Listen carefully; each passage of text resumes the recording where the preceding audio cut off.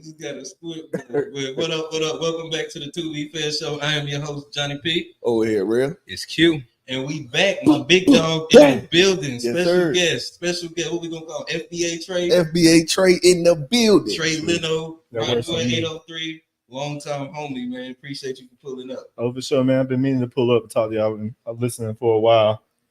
I'll pull up on Wednesday. Should do my best to be the best advocate for FBA perspectives in this FBA revolution, Black American freedmen. All we got going on. I dig it. Appreciate it. That's We got some interesting topics lined up. Before we get into it, I want to do some housekeeping. Tell everybody to please be active in the chat. We already got a couple up there. Follow us on all social media. That's at D2B's Fair Show. We on Facebook, Instagram, TikTok, and Threads. Subscribe, hit the notification. Let's get it, fellas. Yes, sir. All right, so we starting off with this friendly game. You want to hop in? The friendly fade. It's rock, paper, scissors. This is how we determine our order when it comes down to me. So if you win, you can just let us know which one of us need to go first. Damn, Them niggas about that was too easy. You just forfeited. He said, "Fuck." I didn't bring. Oh, my bad. Yeah. So, unless I was gonna pick. For something We're talking about memes. I Yeah. didn't even bring him in. We celebrate love this weekend. Love wins. Yeah, Let's go. Johnny Me Rail. All right. Put me on the spot. Yeah, I just like going second because it gives you a little bit of time to kind of like think. Think it through. Let me see where I want to go. First of all, yeah, let me hit refresh though. Yeah, please hit refresh. Let me get the bottom left. Which bottom left? This one? Middle. I went to the right. The one above that. I meant second. Right here. Yeah. Real like this one. I'm glad y'all learned the word narcissist this year. Now learn accountability. Hey. I think that's a good one. I think, sometimes people OD on the pointing fingers. Facts. They got names for everything somebody else do. But a lot of times, Hey, the work starts inside. I think we're at a space where, as far as that goes, it's healthy at this point as a man too. But make sure you keep your tone right. You know what I mean? Keep your tone right. But it's okay to point out when those things that you being called, and then it's okay for you to, you know what I mean? I've done this, and it's actually made those words disappear from my house, and it's a beautiful thing for the vibes, as y'all like to call it, the energy in the home, because we don't use those words anymore because it's easy to throw those same words back in live time and show you what you're doing in the moment, and I believe that is healthy. We no longer use those words in my home, which is a great thing. What words? Narcissist, gaslighting. Those are the two big ones. Those don't have a home in my house. I remember a season when Rail came in here pissed off those words. Oh yeah, bro, because they just be OD getting used. Hey, motherfuckers always want to be a this victim. for real submission? we still run with those types of things in my crib, bro. We still run with those types of words, bro. Hey, I'm gonna go back to see. I submit as well. Let's go back to season 1. Man. Nah. Talk to him, Trey. I think the interesting part about those words are I've never heard a brother call a sister a narcissist. It seems like those terms really go only one way, and especially also with accountability, because that's one of the gripes I had with this pod when I was just listening before I showed up as a guest, is we are always talking about taking accountability, like everything's a brother's fault, everything. And we've been like this black man boogeyman thing for so long that, I think it's about time for us, if we want to get to the root of a lot of these problems, we have to accept that. I think black men, we've been forced to be accountable because a lot of the mass incarceration was directed at us. So if we didn't straighten up, we were going to take the punishment, versus some other people, they were able to skirt accomplishment. A lot of times even blame the brothers. If you talk about the fatherless, even though the majority of us don't even have kids, stuff like that. So I think we need to quit pointing the finger at ourselves and shouldering all this blame all the time, and give ourselves a pat on the back for being able to persevere and do all this stuff, and don't let people make us the scapegoat. It's even with this election now, how they're going to blame us for not voting for Kamala. Like, hey, but let me ask you this though, like big level, the people, I get it, but individually, you ain't never believed in accountability. I like believe, personally, of course, but I don't think that we have a lack of an accountability. Is my point. I'm not talking about black people in general. I'm just talking about personally, like because I think everybody could work on their own accountability. I'm very hard on myself. Oh, so you believe in it?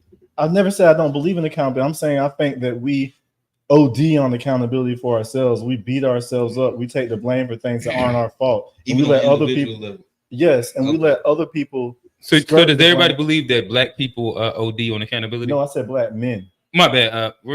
Does everybody believe that black men OD on accountability?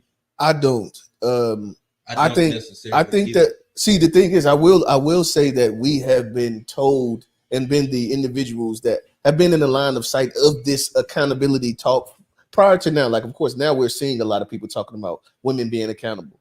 You know what I mean? But throughout the years of us growing up, we've been told that it's, pretty much we have been the problem our entire upbringing. We've been the problem. I believe that, like, and the one thing I will say is that it also does help to hold, because I believe this strongly. I believe that it depends on if you believe in like the whole idea of being God body. Like if you believe that you're a God, little G, I believe I'm a God, little G. So I believe that I can manipulate the things around me and manifest them to go within the way that I would like for them to go. You know what I mean? So like, I think that there's always something different that I can do to make the outcome in my favor. Does that make sense? It does, but you can't control another person's actions, and you can't take the blame when I know you want to be a good leader, but if you can only lead as much as people will follow you. Which is absolutely true. Well, what I'm saying is that, like, I think that like leadership is something that is a learned behavior. So you actually have to practice it. It's an ongoing practice thing. So like, in order to actually develop leadership characteristics, in my opinion, you have to blame self. And as you're growing up blaming self, you'll find different ways to manipulate situations, not necessarily in like the negative connotation of the word manipulate, but like to be able to like I said, you can change the way that you communicate, the way that you interpret. You know what I mean? Because if the thing is that if the goal is a positive outcome, then I honestly, in many cases, I've been able to get even people that's like that's doing all this yelling and stuff, just based on how I am, I could bring all of that shit back down and make this thing go in the way that I like for it to go. And I get that, especially with kids. Like I think they're more moldable, but at some point, a person's free will comes into play. Because even if you talk about God body, God gives us our free will.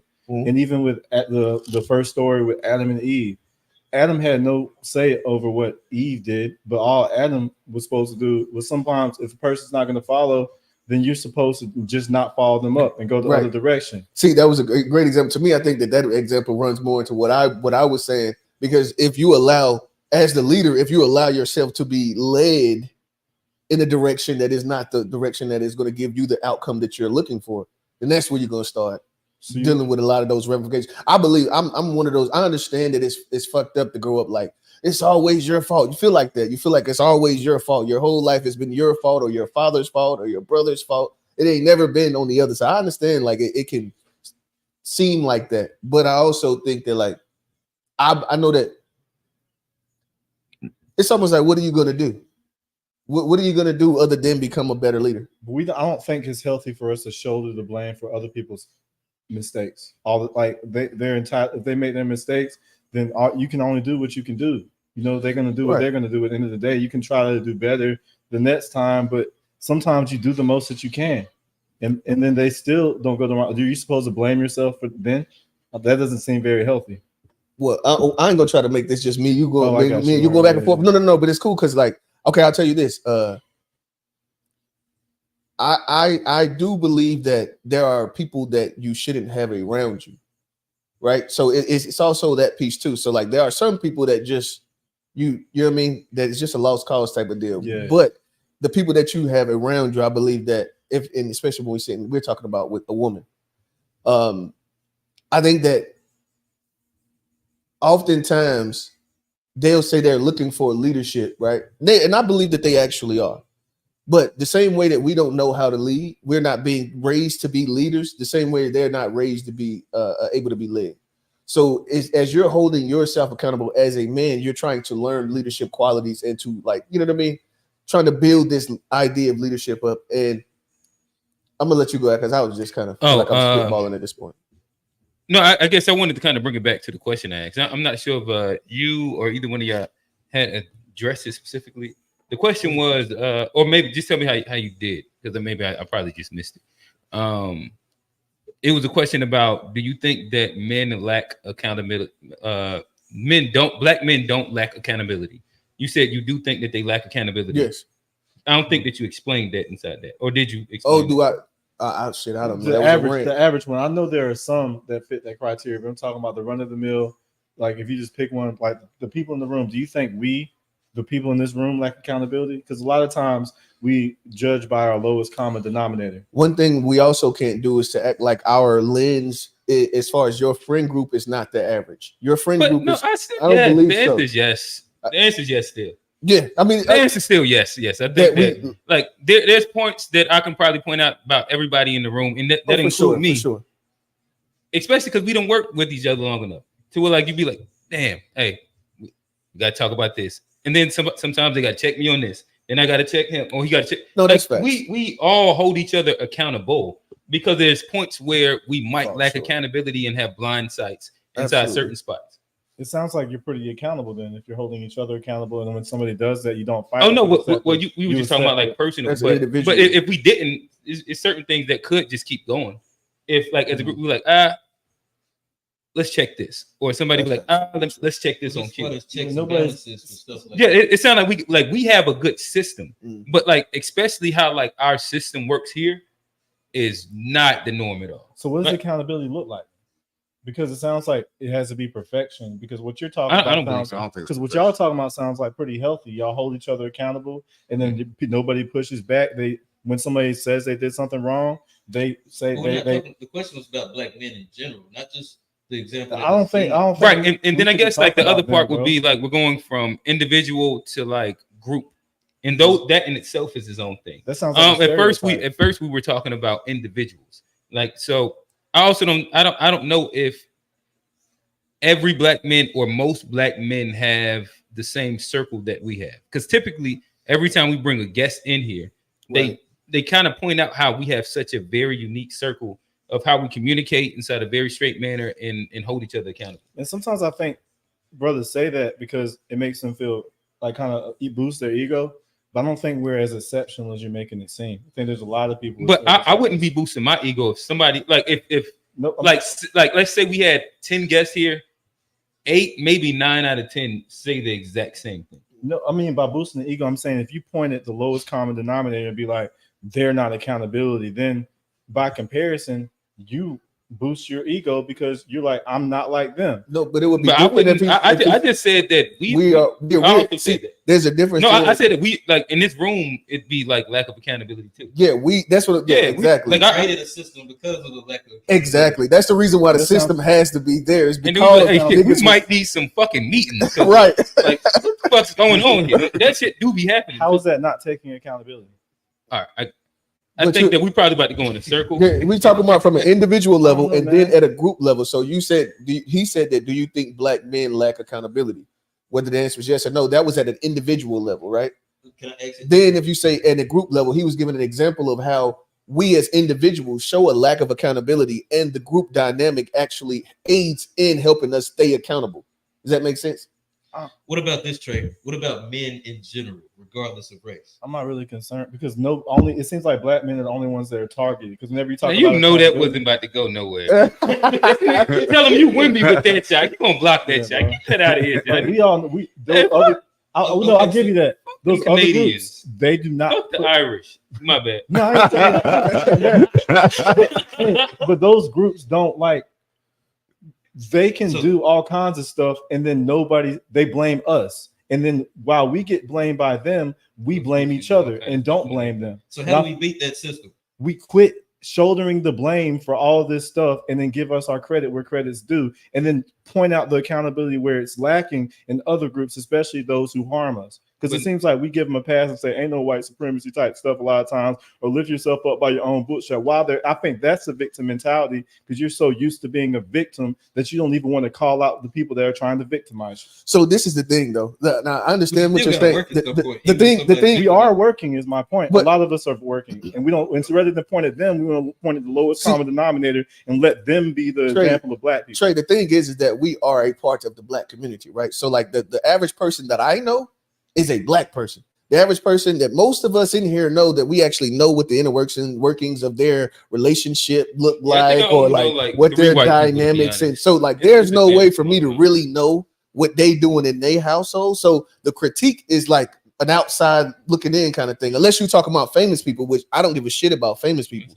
So like I don't have anything to really like look and say, oh yeah, I know a whole bunch of white dudes and these motherfuckers ain't doing nothing. You know what I mean? So I don't have that. But I can tell you what it looked like in the hood, though. Yeah, I can take, because these are the people that's been around me my entire life. Okay, so that's more to what I was going to get at, because that would mean that poverty plays a factor more than race. Because if you get a black person that's not in a poverty situation, they have a lot of times they're not the people you're talking about when you say we have a problem. So I think it'd be more healthy to say black people in poverty have an accountability problem, rather than putting that stain on the entire collective as if the only issue is that we're black and not our condition. I agree. I always say that like the issues are socioeconomic. Right. That's my personal opinion. When we get into like any like finger pointing to black people, we definitely agree with that. You act like we don't agree with that when we're talking to black people. But you said, do black men have an accountability problem? And then you pointed out the people that are like have a poverty situation. I don't think that's the to me. Go ahead.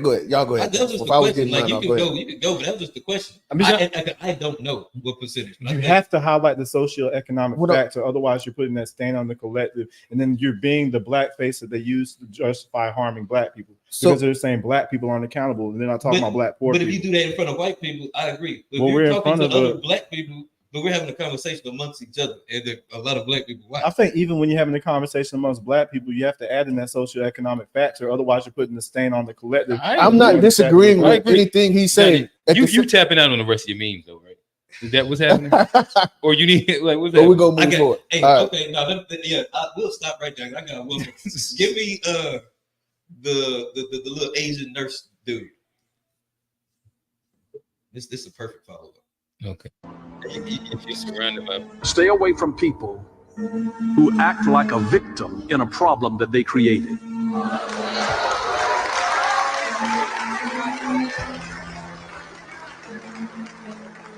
There are people like that in the world, or some of you obviously know some of them. But they act like a victim in a problem that they created. That's gaslighting. There are people that do that. My antidote to that is this. Spend more time with people with whom you have a common future instead of a common past. Spend more time. I'm not saying that I'm not saying to cut people off. This is about prioritizing, where you give a larger percentage of your time. We love people that have been a part of our history, that have helped us to grow to who we are and where we are. We thank those people. Thank the teachers in your life. Thank the people that have poured into you. Thank the people that have helped you to become who you are. I'm not saying that you forget them, but spend more time with people with whom you have a common future as opposed to a common past. You can cut it there. What that Asian man had to do with anything? Yeah, that's crazy. Oh, I have no clue. There must have been a video that he was sharing on his shit. So he didn't have anything really. That's what they do now on social. It's like TikTok and all that. I'll say this. That is about personal accountability, because I even put that in for about like a whole nother thing in my head. It just so happened that it goes perfectly like with this subject. And even what he was talking about was taking self-accountability. Even when you're around people that are like that, and he's saying that there's still something you can do. At the end, you always have, even if somebody does something bad to you, you still have free will. You can still make a choice. and nobody ever takes away your freedom. And to say that it's just because of them and not having accountability, I believe that kind of takes away in any situation, whether it's relationships, whether we talking about Black people as a whole, we talking about friendships, anything. You always have a choice to do something else, to not make the bad decision, to make another good decision, to keep on pushing forward. Right. And I think that's more about relationships and personal things with people. And I think it's interpersonal tough. relationships. I think it's kind of tough. Like, there's no way that we should omit history. There's no way we should omit history. But what I believe, though, as well, is that too, and this is okay. So I guess this will be a question.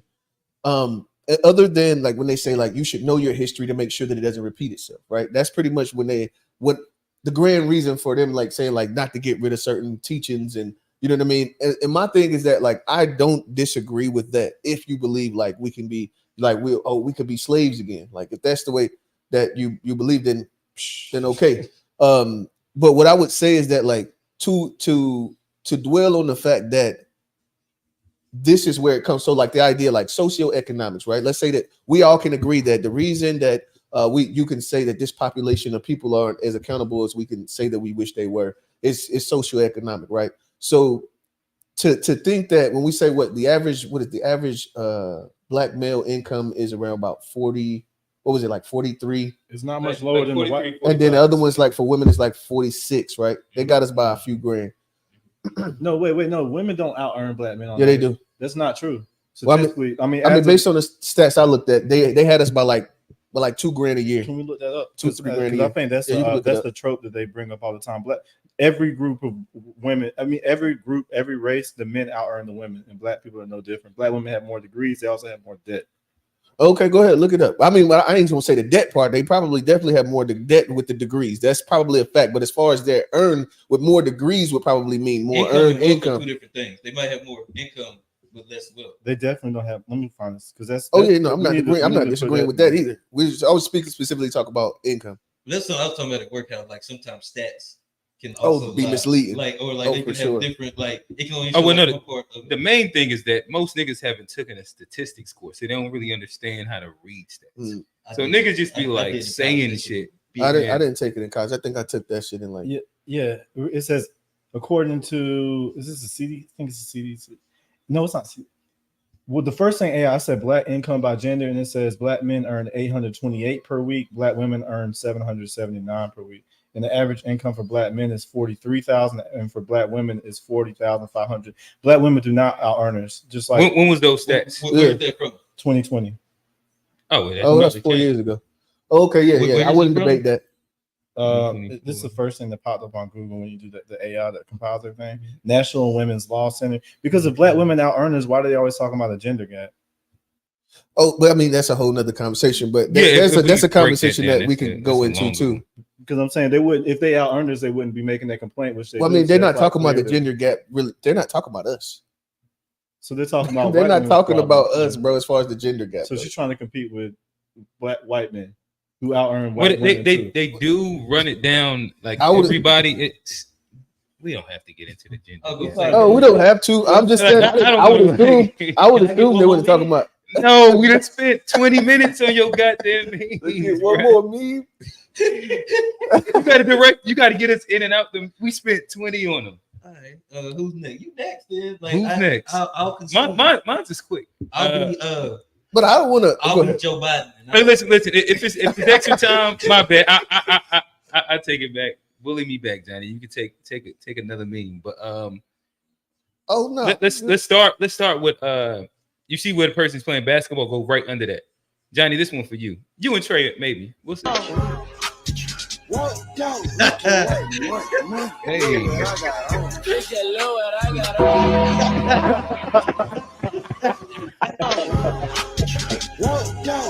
I gotta watch Overtones.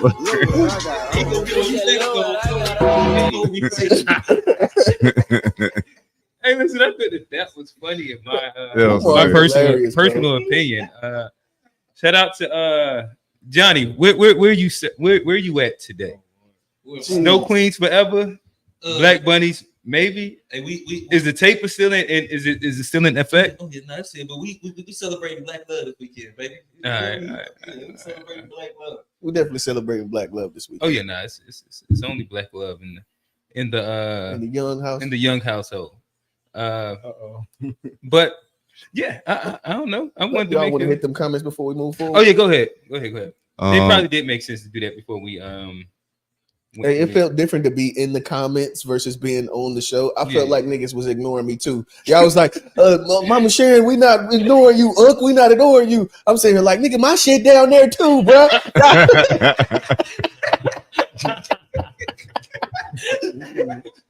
This is related to accountability. It can hurt and help in the short run. It's gonna hurt a few feelings, ruffle some feathers, but it's necessary as different shades from different lands carry different ideas. Some Black folks from other places carry white supremacist ideologies. Not that FBA are incapable of carrying these self-hating white supremacist ideologies. Hey, Who is that? Hold on, who is that right there? I don't know. Who I'm not seeing that name previously. Chase Reynolds. I ain't mad at you, Chase. Pull Yeah, up shout out again, Chase. bro. Hey, keep coming. You got This some would be something, just a tidbit that I want to put in there. And we separate this as socioeconomic, and I think that's great. I think the further you have to go, the more accountability you have to have. The more you already have, the less accountability. Like we just seen Jordan's son, that boy out there skiing, but he got $1 billion in the back that Pops can lend him. Just wanted to throw that into the accountability conversation. All right. My Sharon disagreed with somebody's comment. She said, I would have to disagree. Everyone can be held accountable. I agree. See, that's what I'm talking about, man. The sisters don't like. So you don't think everybody should be held accountable? I think you will never be able to hold a sister accountable without her ever saying that it is all what of about us. you? Yeah, but as Black men, we're like, we need to do without this, saying what, better, without putting it on the collective. They don't ever like take internal, personal accountability. They like to, if they're going to take accountability, it's going to be on the group. They will never be like, accountability. The problem with what you say, accountability is not about pointing fingers. No, but I'm saying, but you point the finger at like in an themselves. individual. Well, I guess I probably have just like a unique situation, but I'm saying we are very quick to point the finger at ourselves. I'm saying a lot of times sisters don't really point the finger at themselves. They say. So you don't know no Black women that are accountable? I know a couple, but not the ones that speak out the most in comment and stuff. So 2 accountable Black like keeping it funky. I think that men and women. I think lack of accountability is a human problem. Too far from Trey. Like I'm not too far.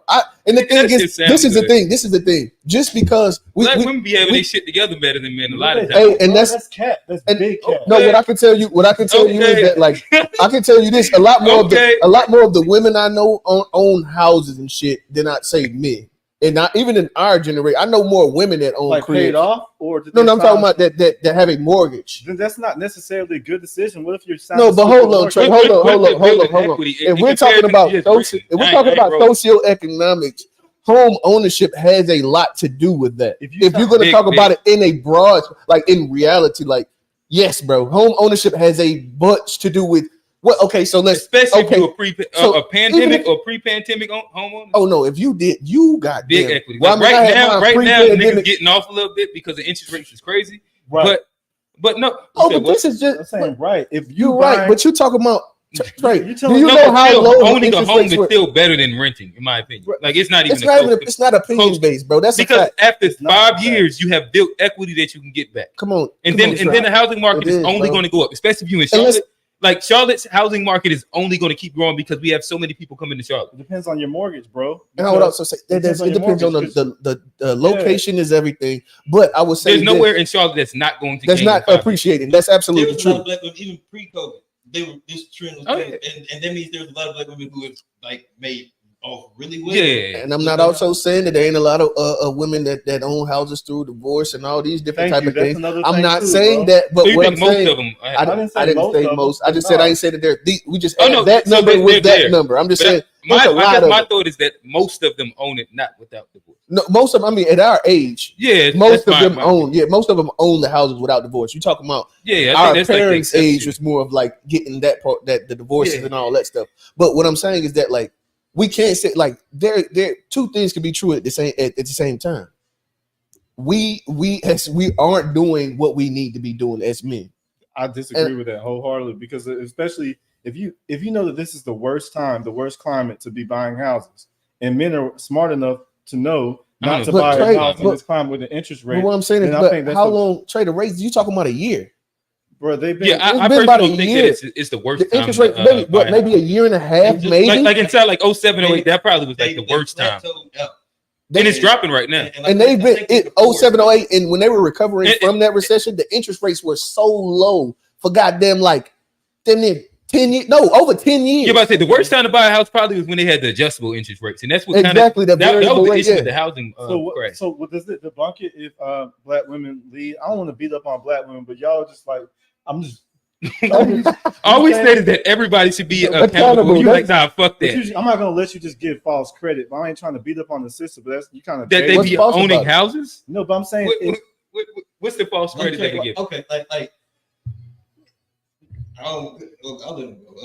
we just had a housing crisis that proved that just because you own a house doesn't mean that the contract. Oh, you talking about 08? Yeah. Okay. It doesn't mean that the house, the deal you got, and if you multiply your mortgage payment by the 12 times 30 to get the total amount you pay for the house, and then you know, he's trying to say like the interest over the life of the loan if you pay in 30 years. Okay. Yeah, you pretty much double up. Generally, you pay your house off twice. Oh, of course. But I think that if you're comparing that to renting, it's a win no matter what because of the word equity. It depends. I think most black men. Give me a scenario over like a 10-year period where a person is paying their mortgage on time, and then a person that is renting, where the person that's renting is inside a better scenario. Well, the only case I can give you the case. When all things are equal. I listen to you. Well, see, that's the thing. All things aren't equal. When these guys talk about whether or not you should own a home or not, they don't be talking from our socioeconomic status. They're saying that they said like a home is it's not an asset, it's a liability. That's what those guys. What's the bald head old I know you talking about white dude. Yeah.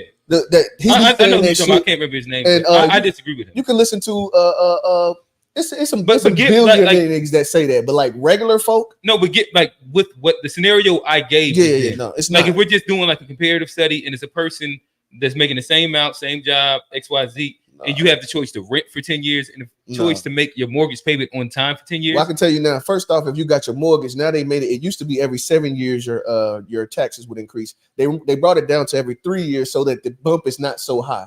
So then you talking about, okay, so you said in how many years you said 10? 10. So then you said that's 3 bumps on your mortgage, right? But how many bumps is that shit on your rent? Them niggas go up every year, don't they?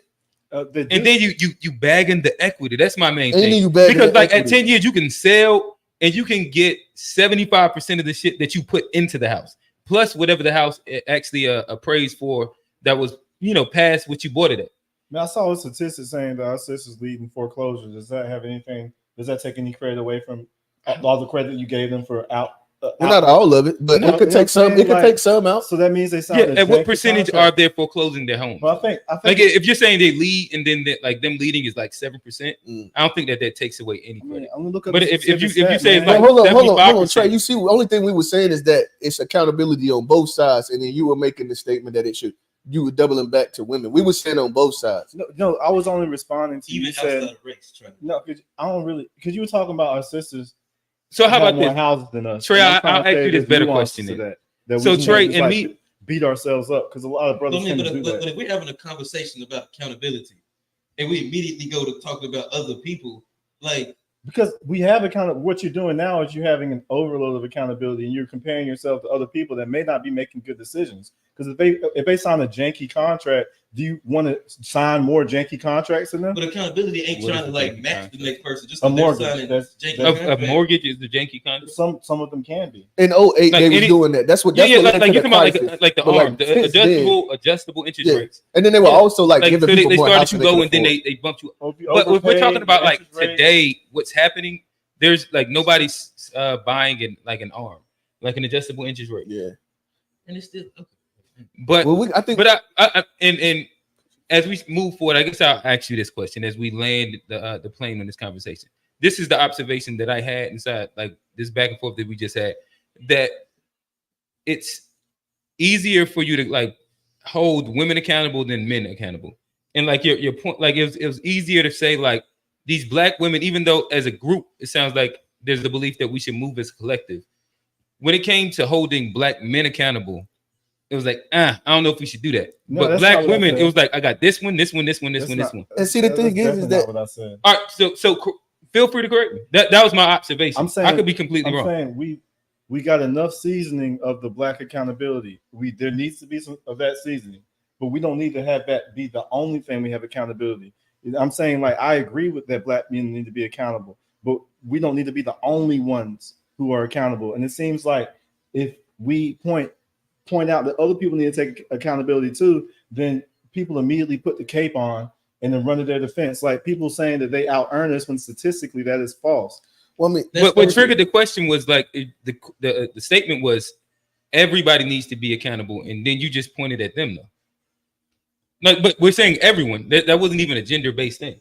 No, I was responding to The comment. That's what the comment said. It said everybody should be accountable. No, I was responding to you when you said that they own more houses. That's the only thing I've been talking about just now. Because I thought the conversation was branched off of the. We got lost in the weeds about that, Yeah. and it wasn't even about accountability. But my thing is, if everybody needs, we can't point fingers. Like if black people aren't where we need to be, it says black There's a women reason. in the United States are disproportionately evicted and denied home mortgages, which can lead to foreclosure. At what percentage though?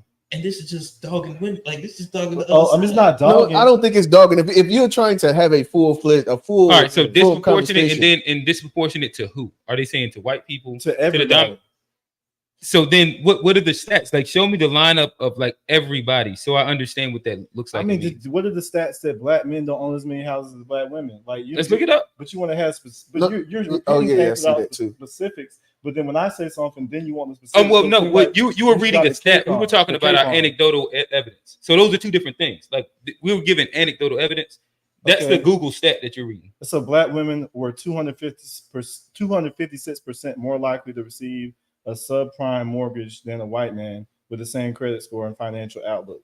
Yeah, that sounds like systematic racism. So I'm saying if brothers could get that same deal and they're like, nah, but our sisters see that deal and they take it, do we need to be more accountable? And I don't think that's the scenario that no, ends but up we both happening. get the same. We're both under systematic white supremacy. So if we're not naive enough to take the bait and our sisters are, then how is that something we? It sounds like we don't need to follow them up and then get foreclosed on. I mean, it sounds like. Don't you think the leaders should be more accountable than the people they're trying to lead? Bro, we don't have nothing to do with what they mortgage they signed. That has nothing to do with us. We supposed to be accountable for what mortgage they signed to. Like, bro, enough. We're accountable. We're brothers. Well, I don't think that like no. That's what I'm saying. Like to make the statement that black women be getting foreclosed and evicted, I would like to see what amount of them are getting foreclosed and evicted. And so I had to make sure I looked up like what subprime mean just then, and which is just saying that like they're like white men with bad credit are more likely to get a mortgage than black women. Oh, so when they say it's Like that's what that means. like, Not like that. getting Like your out point doesn't necessarily align That's with not what what that I'm saying, statement. bro. If you get That's that, what sub. I'm gonna Google just it, bro. Because Fellas, all these fellas. articles coming up talking about how black women are getting foreclosed on for signing janky mortgages. So they may And own that's more homes, cool. but they're getting robbed. So I don't want to beat them and getting robbed. Like what? Gotcha. fellas, let's But- push the. It's not like let's- that. You got like they're buying the house with cash. That's not what's happening. Nobody's buying the house in cash. So like that's a fantasy statement. But hold on. Let's push it forward. We're gonna have plenty of to go back and forth with throughout the episode. hey, chat, shout out to the chat. And we don't Right now we're going to reset where we're going to put your chats on the screen. But depending on the conversation, we can guarantee that all super chats will be read.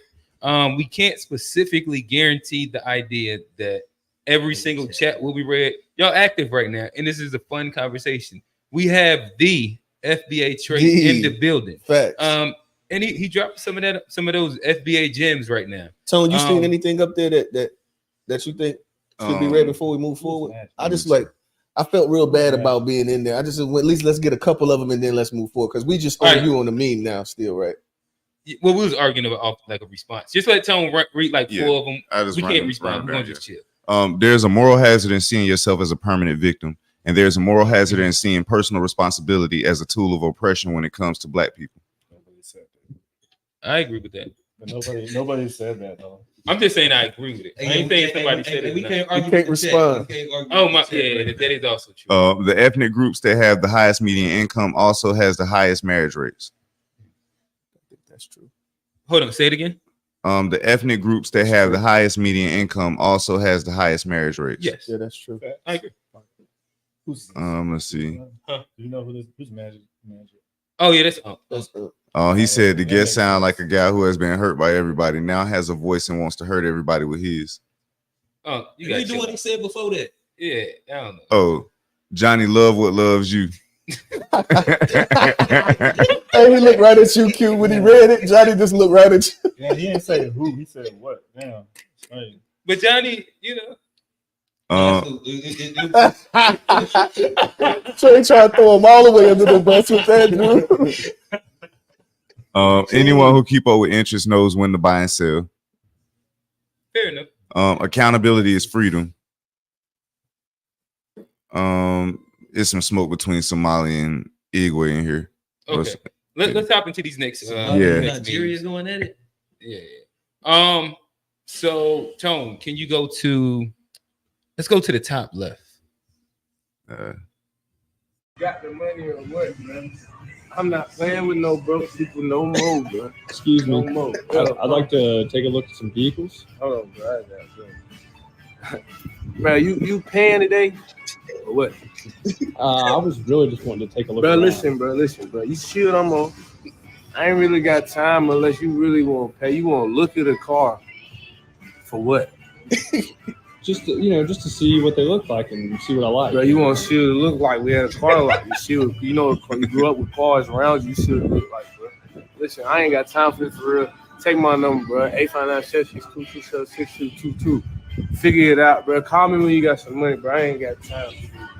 All right, so I'm about to throw it to you. So again, shout out to all my car salesman friends.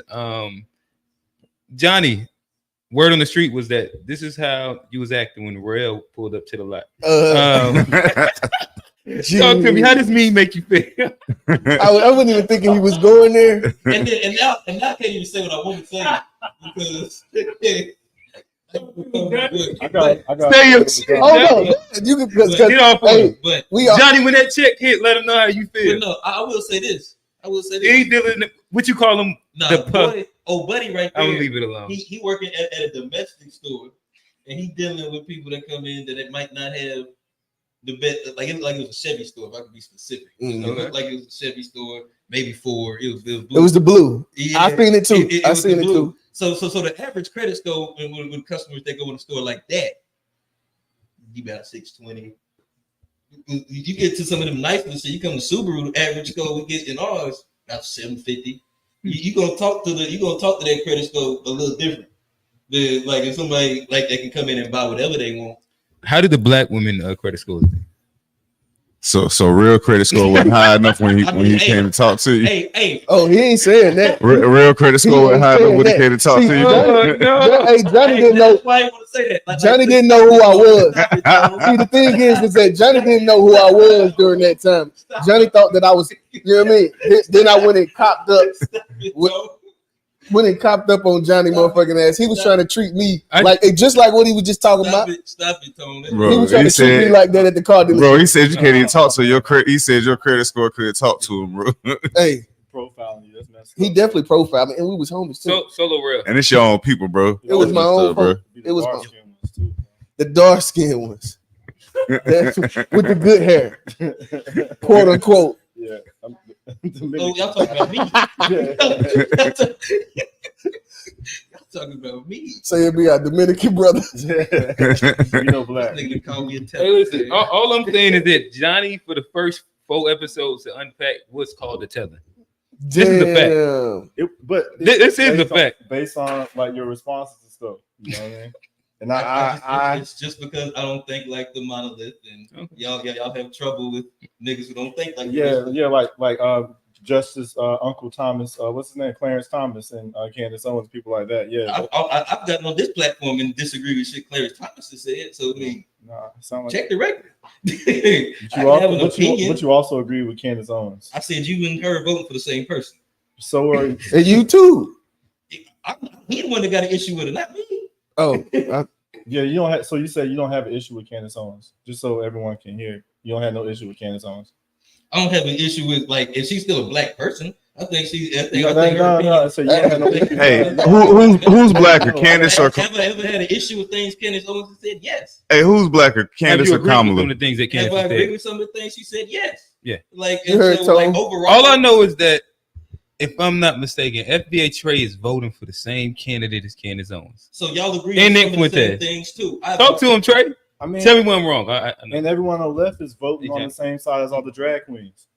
So, I mean, I'd rather hang out with Candace Owens than a bunch And of Nick drag queens. Fuentes, then the drags. If I had to go to a pride Just give me parade the keys. where I had to go, I hang out with think it's Candace hilarious, Owens, bro. I'd rather hang out with Candace Owens if I had to pick. Hey, I got a funny I'm gonna clip let about y'all Candace have that. Owens while y'all talking though. That's why I asked the question: who's blacker, Candace or Kamala? So I'm just gonna play this real quick. Solo. This is just fun. You think you just fell out of a coconut tree? Oh, no, she be going crazy. Code switch. You know, let me talk to you about Kamala Harris because she is my girl. You know, these streets is talking, and I'm gonna tell you right now, I'm finna go vote for Kamala Harris right now. So I just want to make sure my Black listeners know that they should vote for her. And apparently the only way they can understand why they should vote for her is if I speak in Ebonics. So again, I'm gonna just keep that going. Girl, whew, thank goodness we have upon us a strong Black candidate.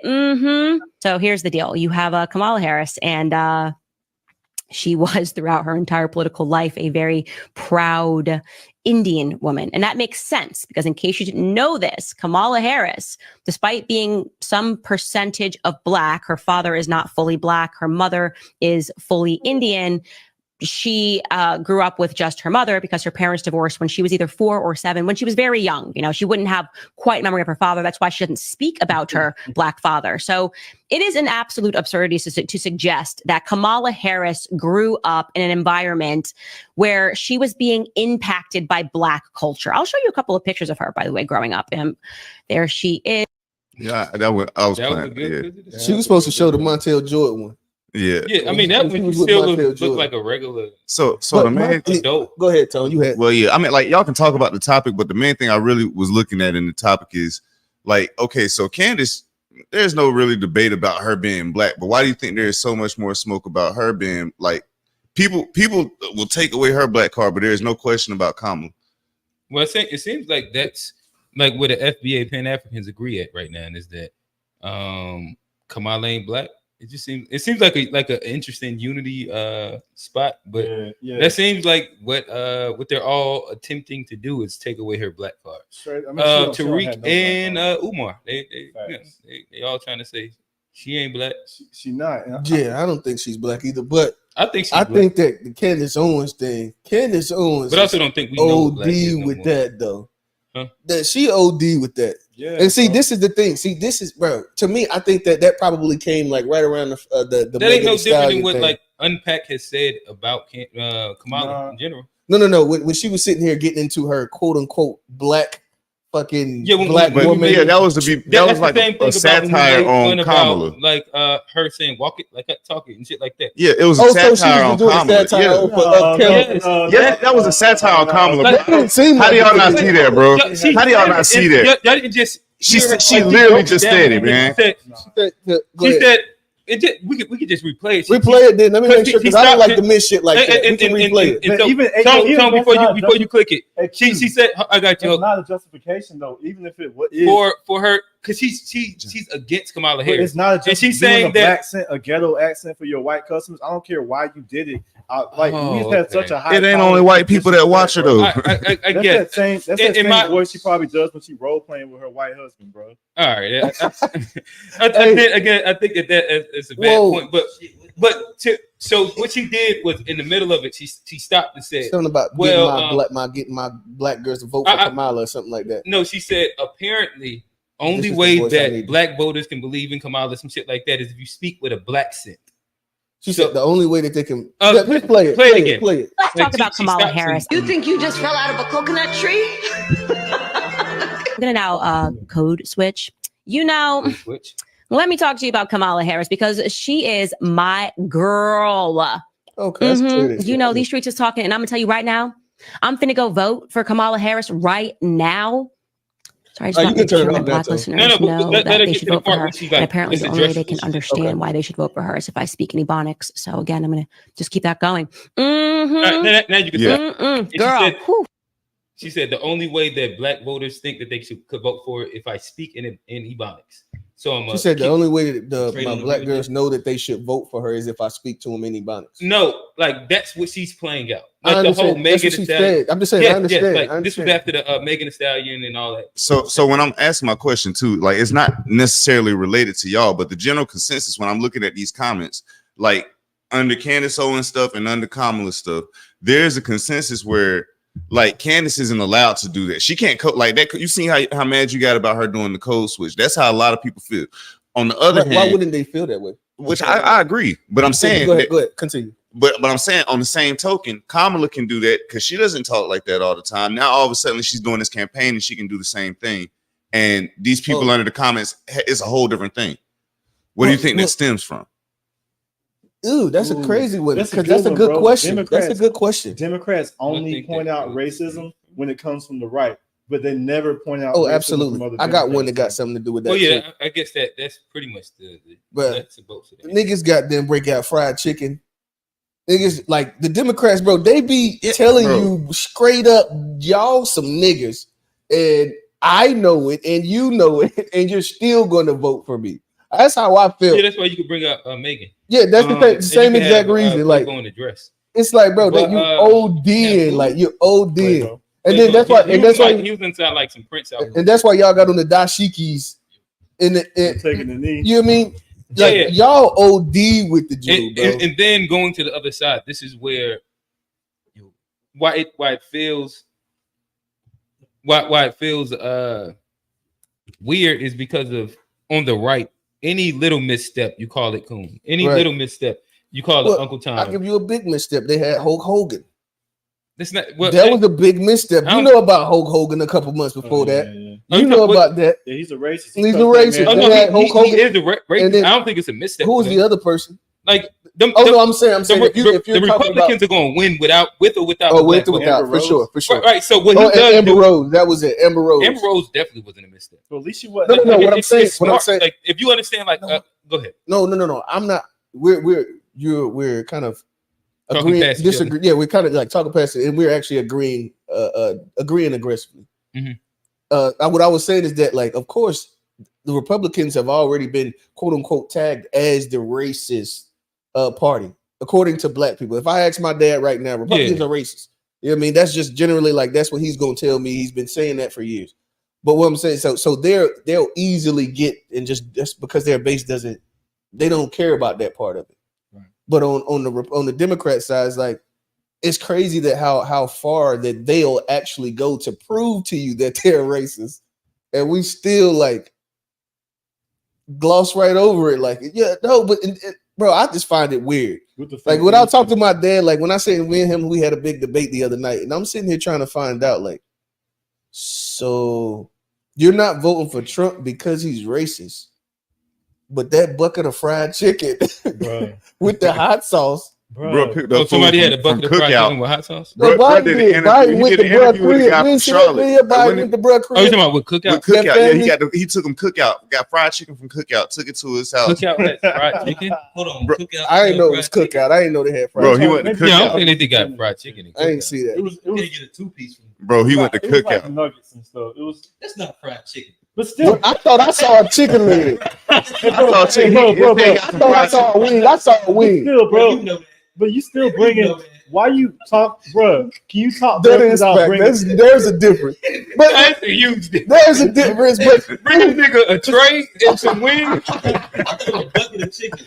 Yeah, that's wild. With the hot sauce, we wild. Yeah, that sounds like. Wait, I ain't seen that. Oh no, bro. I did see him bring the cookout tray. I did see the cookout tray. Bro, that's his own thing, but there's degrees to like. Yeah, pandering. It wasn't as blatant as a bucket of chicken, but still the idea of I'm gonna get this chicken. Give him some bro, and I feel like Kamala doing with the Meg Thee Stallion thing is the same thing. Yeah, that is like very fucking racist. sauce in my bag is more racist than like. Bro, it goes back. Yeah, it goes back. All of them, bro. All of them. Playing the saxophone on Arsenio Hall, and they said he was the first black president. That's what our seniors gave us, our old school generation.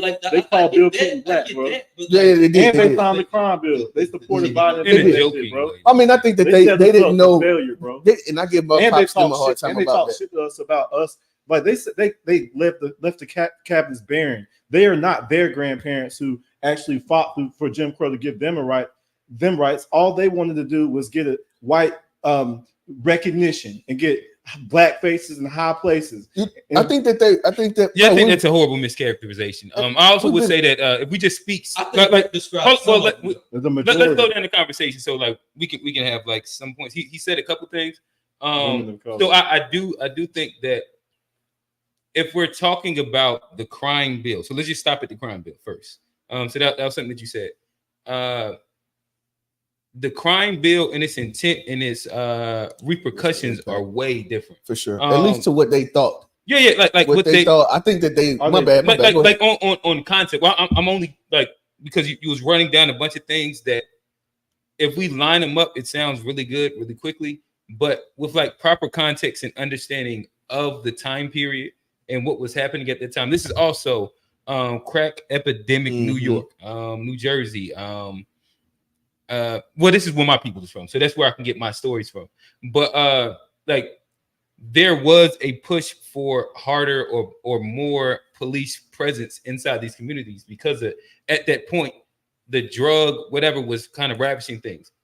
What ended up happening is that the application of that went through a racist system, and so there's some way to kind of like think about this. Again, I'm not like necessarily I'm not a Biden supporter there at all, but I do think that there is context, especially when we're talking about our parents, right, as a supporting a bill that was needed in the community at the time, but the repercussions of how it was exercised came out differently than what they actually intended to do. So the crime bill was needed? No, what I'm saying, just think about this. All you got to do is say we're going to be tough on drugs. And if we can look outside and see that fucking drugs and crime is because you can listen to the stories of when if you listen to any of those guys that were like the drugs like because of how bad New Jersey was. Yeah, that's the reason why we moved to Charlotte. That's the reason why all of my family moved to Charlotte. It's like 17 of us that moved to Charlotte because of New Jersey was horrible. Like during 1992, it was horrible. Like that's what it was. See, I don't think it makes better because now I see them for doing the crime bill, and I also see them as crackheads. Like you see the older generation as crackheads. Yeah, crackheads throw us out. So explain how does that make any solo sense? trait.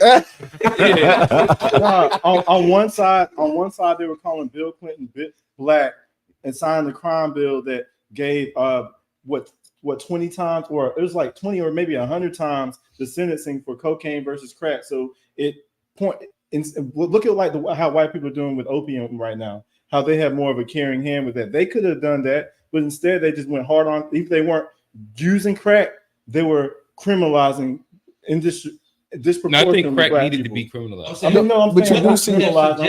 No, but it's not about that. It's like you can't blame the people that because they were tricked again. The idea is that we're saying that we need somebody that's tough on drugs. The drugs is what's killing our community. We can see this. We want this to change. But then if you actually write the bill, free crack pipes would work. Yeah, if you draw the bill that's what they did right now for the meth shit. No, I'm saying for the opium shit. They gave them free.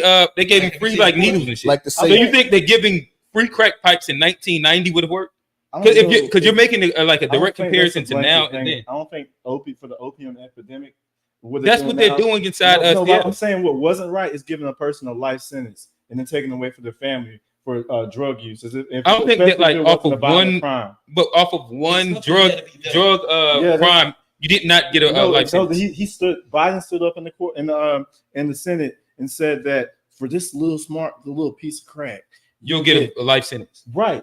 That never happened. Well, I mean, if he said that, we understand that the translation between what they be saying and what the laws actually that are implemented. Let me know somebody that had a little piece of crack, they got a life sentence. Bro, that nigga Dave Chappelle says you sprinkle some crack. Fellas, we still on memes. Hey, I was about to ask a question. We still on memes. All right, so let me throw my last meme so I can I'm gonna shit on y'all with Kamala. Fuck y'all. Not fuck y'all. This is a joke. I think I shared the same Kamala. That's her actually saying the full thing. Yeah. I actually got this in my shit too. Cool. That was the only one I was gonna play. I was gonna let us have. See, but Trey, this is the thing. This is one of those things where, to be fair, I've heard you make this statement. You know, I fuck with a lot of the shit you be saying. But to be fair to Kamala, we did not. That a lot of people were playing that little sound bite. I'm not gonna do anything for black people. That right there, you know how you've said that a couple of times on the show.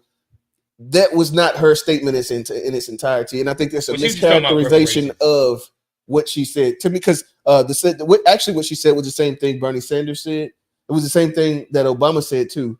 And no, but listen to it. It's like, because at the end of the day, there is some truth in this. I don't agree with any of them though, so I don't understand. But what I'm saying is that to turn this into something that's being derogatory towards black people, when you leave that little piece on the back end by itself, it mischaracterizes what she actually said, and it really like makes her look really, really bad amongst black voters. And to play the full version of it. No, this is a different clip. Okay, that was the same interview though. I feel like the one that I have is from the same. She had on that blacks. This is probably like 10, 15 years ago. She's talking about like crime right here.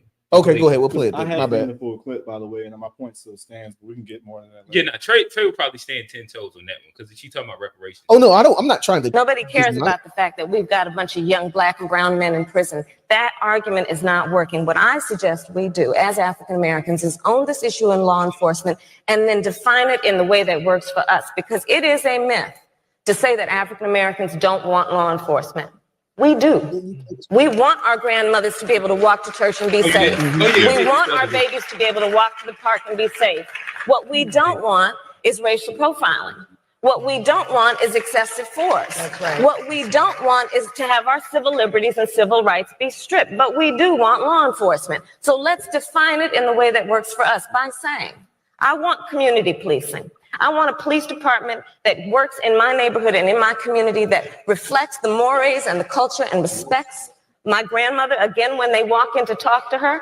I want a system of accountability in the criminal justice system that says law enforcement needs to own crime prevention as much as it talks about long sentences. Because nationally, only 18% of serious crime results in an arrest. So if I, as law enforcement, with my responsibility to keep you safe, only talk about keeping you safe by sending people to prison for a long time, I'm necessarily going to fall short, because the vast majority of that crime's not even hitting my system. So if I'm going to keep my promise to you to keep you safe, I'd better talk with you about what I'm doing in terms of crime prevention, which means recognizing that people coming out of the state prisons, 60% will recidivate if we don't get them in reentry programs, if we don't get them in job training, job readiness. All right, you said my mama was a crackhead. That's crazy. Well, I think you also just said that they were definitely crackheads. said they were crackheads. You just said they were crackheads. Also. You did say that, bro. That was what you did also say. Like, if we're not gonna no, I said they were either crackheads or they were either trying to lock black people. You said up. there was crackheads or Uncle Tom's, pretty much. Pretty much. Okay, so I think that then goes to what he just said. Vote blue no matter who, because he's big. He doesn't vote. He's actually a registered Republican. He said he's voting for Kamala Harris because he's scared of Trump. He's actually a registered Republican. Well, he said he's voting for Kamala. That's words out his mouth. Okay. Yeah, well, he did, but you said vote blue no matter what. Those are different statements. Okay, excuse me. He's a Kamala voter. So yeah, I think he doesn't want to vote for Trump. He's scared of Trump. I mean, I think that's okay. I think that wherever you land on that thing. What did you think about Kamala's? What she said? I think she's a liar, because exactly what she's saying we shouldn't do. There's plenty of examples of her doing that herself. If you look at the Matrice Richardson story where she wouldn't. They got the 50. They gave him the 50 and he ended up having to prove. Oh, that's another example. That was another. Okay. Yeah. Talking about when she was a prosecutor. Yeah. Right. And she wouldn't allow them to show evidence that would have exonerated him. And then how she made laws that it would charge the parents, if their kids missed 10 days of school, it would charge poor people like $500. And some people, they had like 5 kids, that's $2,500. If you couldn't pay that on your income, then they would put you in jail and put your kids in CPS. And then she also had a Matrice Richardson situation where some police had some janky stuff going on in the background. She refused to prosecute them until it was time for her election campaign. And then she fake did it and then put up a charge that was about to run out of the statute of limitations. So the cops were able to punish her and get away with it. So she's talking out both sides of her mouth. So she says this, but her actions prove otherwise. Well, let me ask you this. So, like, I'm not disagreeing. I did pretty much, as I was going through some of my research, I did come across some of those very same things. What I would also say is that when we look at what Trump is deciding that he's providing, and this is why I say whichever way you vote. I'm gonna let you land real quick, but I want to ask Trey this. This is just a like yes. I'm gonna forget the juice, bro. This is quick. So, are you vote anybody but Kamala? No, I'm independent and I'm voting against Kamala. I think. All right, so you're voting against Kamala.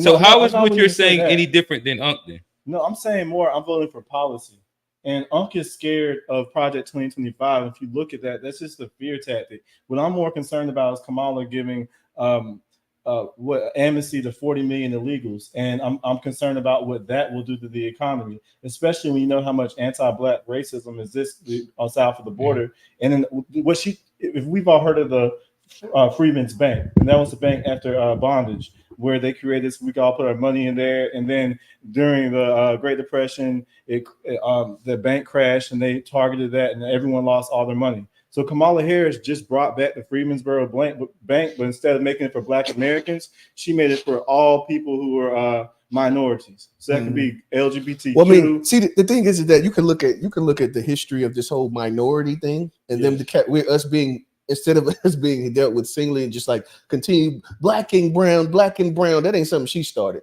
So I don't want to necessarily just put that on her. But what I will say is that, like, okay, so let me ask you this. And see, this is my thing. I feel like if anybody that's sitting here talking about voting for one person or, oh, no, I would never do this, I would never vote for the other person. So what are some things that Trump is saying that you don't agree with? Because I know that the stop and frisk is crazy.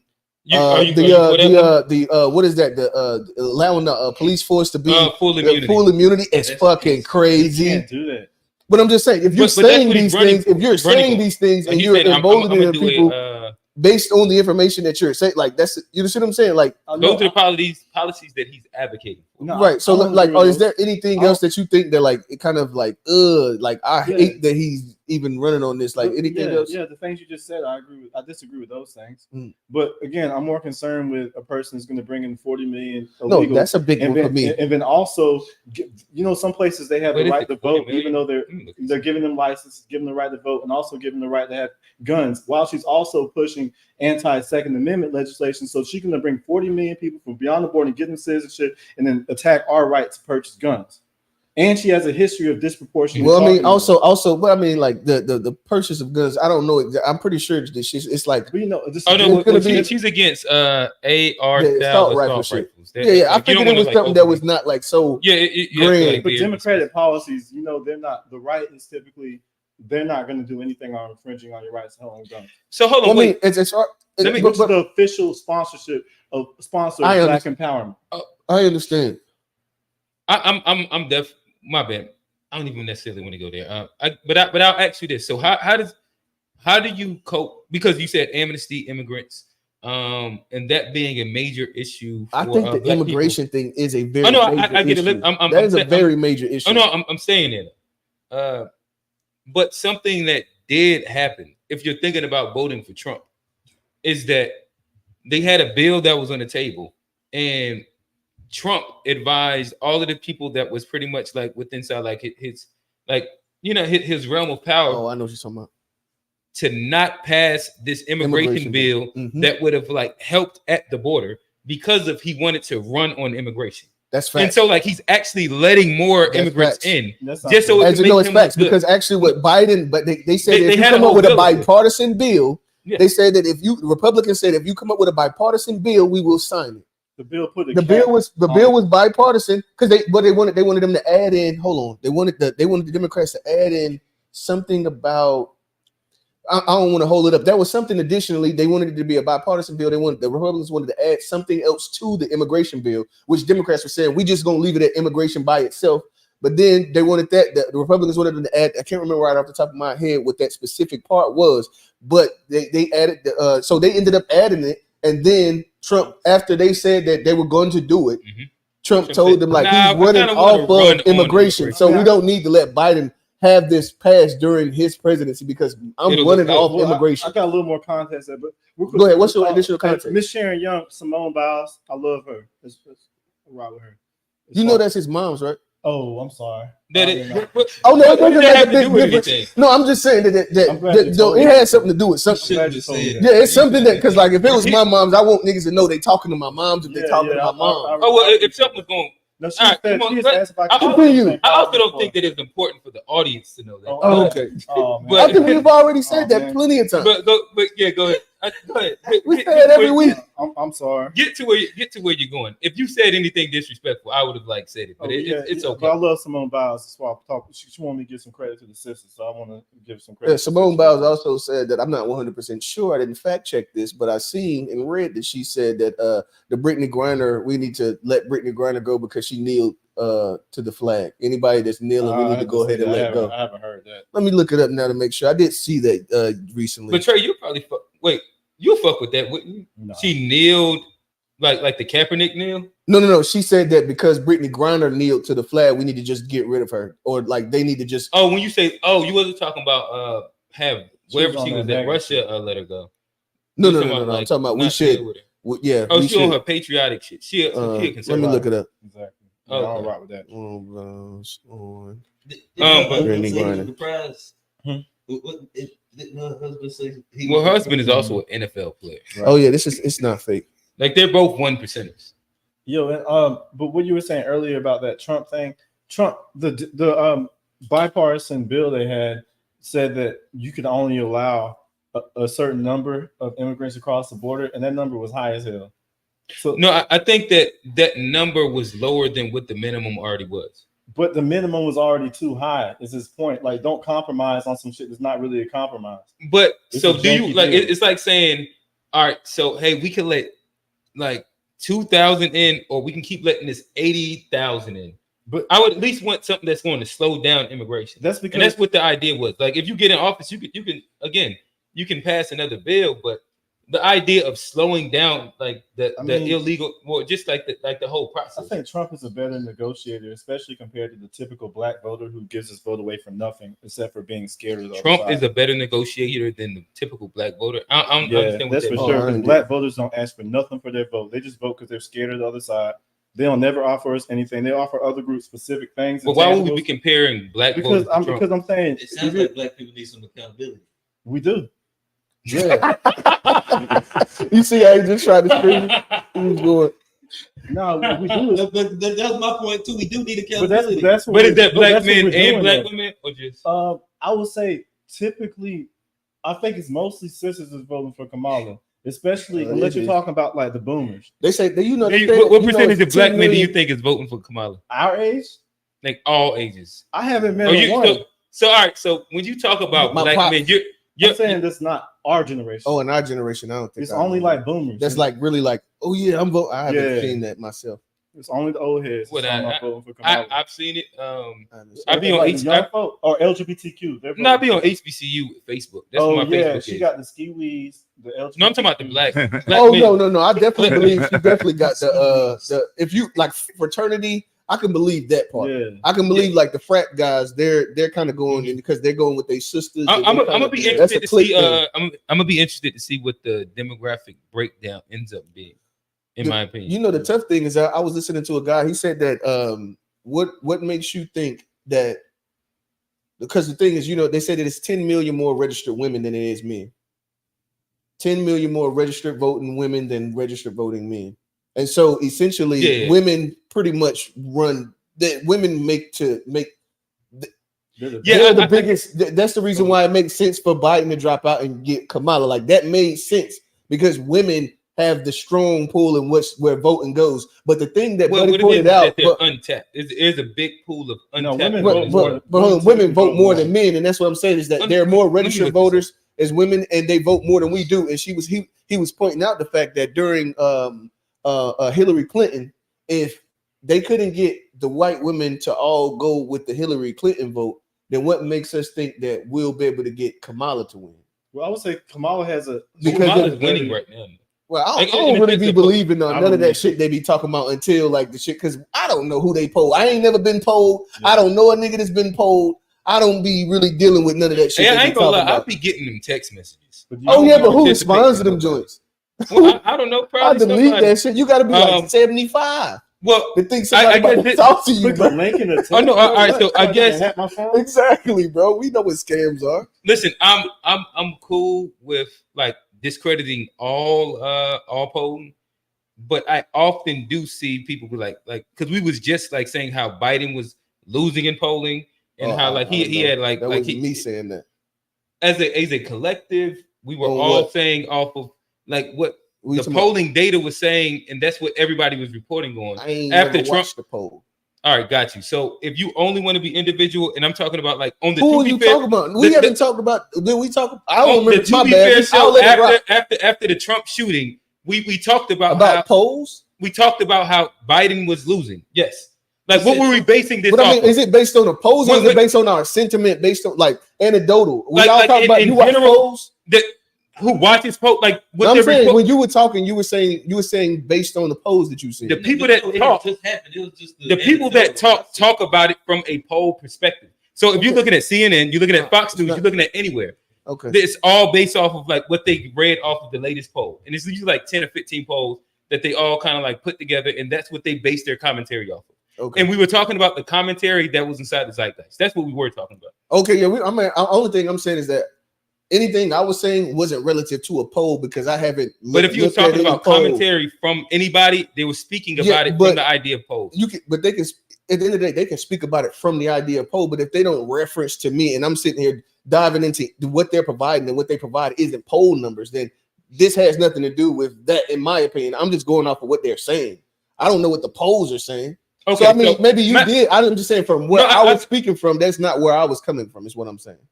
I got it. I guess what I'm talking about is like as a full show when we've had this conversation, like there is the fact that he was losing. It was based off of some level of like the quote unquote statistics of like polling and with the sentiment that was in the air. You didn't think that Biden was losing? Oh no. I was thinking about Trump. My bad. Yeah, I thought Biden was losing for sure. I didn't take a poll. This nigga, look at the debate. He was losing, bro. Shoot, Kamala Harris was the most unpopular vice president, maybe like in history. Like her approval numbers. And she was worse than Dick Cheney shooting niggas. Hold on, but fellas, we still ain't got to nowhere past the meme. Yeah, and now all of a sudden she's the most popular. Like, bro, cat. Cat. What y'all think about a couple comments, and let's just go to the topics. Okay, that's cool. Where we at? Let's start up here. How many of you up there actually read the entire bipartisan immigration plan they put forward? Thank you, Terry. Oh no, I didn't read it. Exactly. Trey, you read the entire. I didn't read the. All right, thank you, Terry. Thank you, Terry. No, but I know information. Yeah, we all got information. Bad information about the same bill. No, but I know information about it that you don't, so that debunks your entire point. No, let's let it go. Let's let it go. She said read the entire. No, but with the things she was just saying up there, I got you, man. I got you. You just trying to come up with reasons to come up against. She Trump, came. bro, She said that. How you say it? We're trying to come up with reasons to come up against Trump. We're trying to come up with reasons to come up against Kamala and Trump and anybody that's running. That bill was bogus, bro. That's the point that Terry's trying to make, and I agree. Well, I mean, the only thing I can say is that okay. So let me ask you this: let's say that it is bogus. Yeah. Did you hear and read that Trump was saying not to go along with it because he's running on immigration? I heard that from the left, but they lied. Okay. So it was just they just like. I mean, no. Oh no, I'm not even saying okay. Just say that you're telling a lie. Him laughing had nothing to do with what I was saying. No, I'm saying I heard the left's description of the situation, and if you want to go based off that, if anybody wants to go based off the way the left characterizes Trump, after all the times we've seen them take a soundbite of what he said, exactly, I get that. Then if that's what you want to run with, then I think that's a. When there's we can move forward. Gotcha. I guess my main thing is that. Like I enjoy criticizing both sides. Me too. That's kind of like me too. To me, it doesn't sound like. I just think that as Black people, right now, to be a great time to criticize everybody, of course, and hold everybody accountable. But give I ain't keeping.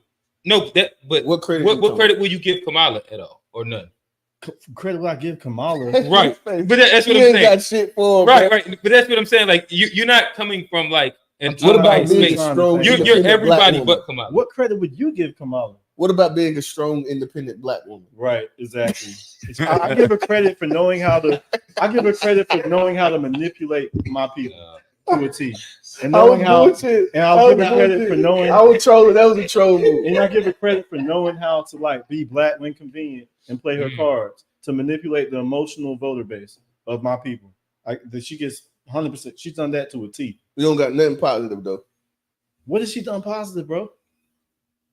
Like, have you actually attempted to research positives? Honestly, I shouldn't have you gone into it trying to look for something positive to say? Do you know what her platform is? No, but her website doesn't even have her platform. Well, I watched her Megan Thee Stallion speak. I actually did, but I did it this week because I actually had been like throwing shade, but I was doing the thing that I critique a lot. Facts. Where I had seen the sound bites, I seen Megan twerking, but I didn't take time to actually watch and read it. So I did make sure that I did that.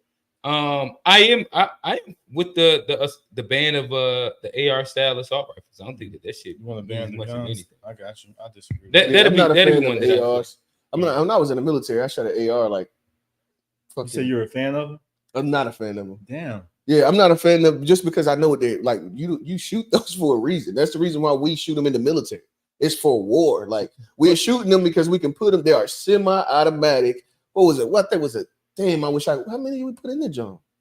In the clips, I don't even remember. It's like hey, even if that were true, no, it's not. If it were true, no. Okay. Even since that's true, the cat's out the bag now, and the people that hate us already have them. So all she's going to do is prevent us from being able to get what they have to defend ourselves because they're not giving up their guns. And if you go and try to take them, that's going to start a situation where we're going to be unarmed and we vote. That's why notice they only do gun buyback plans in the hood. And notice how they never talk about the scooter to shooter, but they always talk about one pocket of Chicago. And you know what I mean? So we need, at the end of the day, the more, and also people talk stuff about the gangs. Everything that we've gotten as far as black people, as far as rights, came from Pookie. Hey, there's a tough statement. Well, you gonna walk past what does that mean?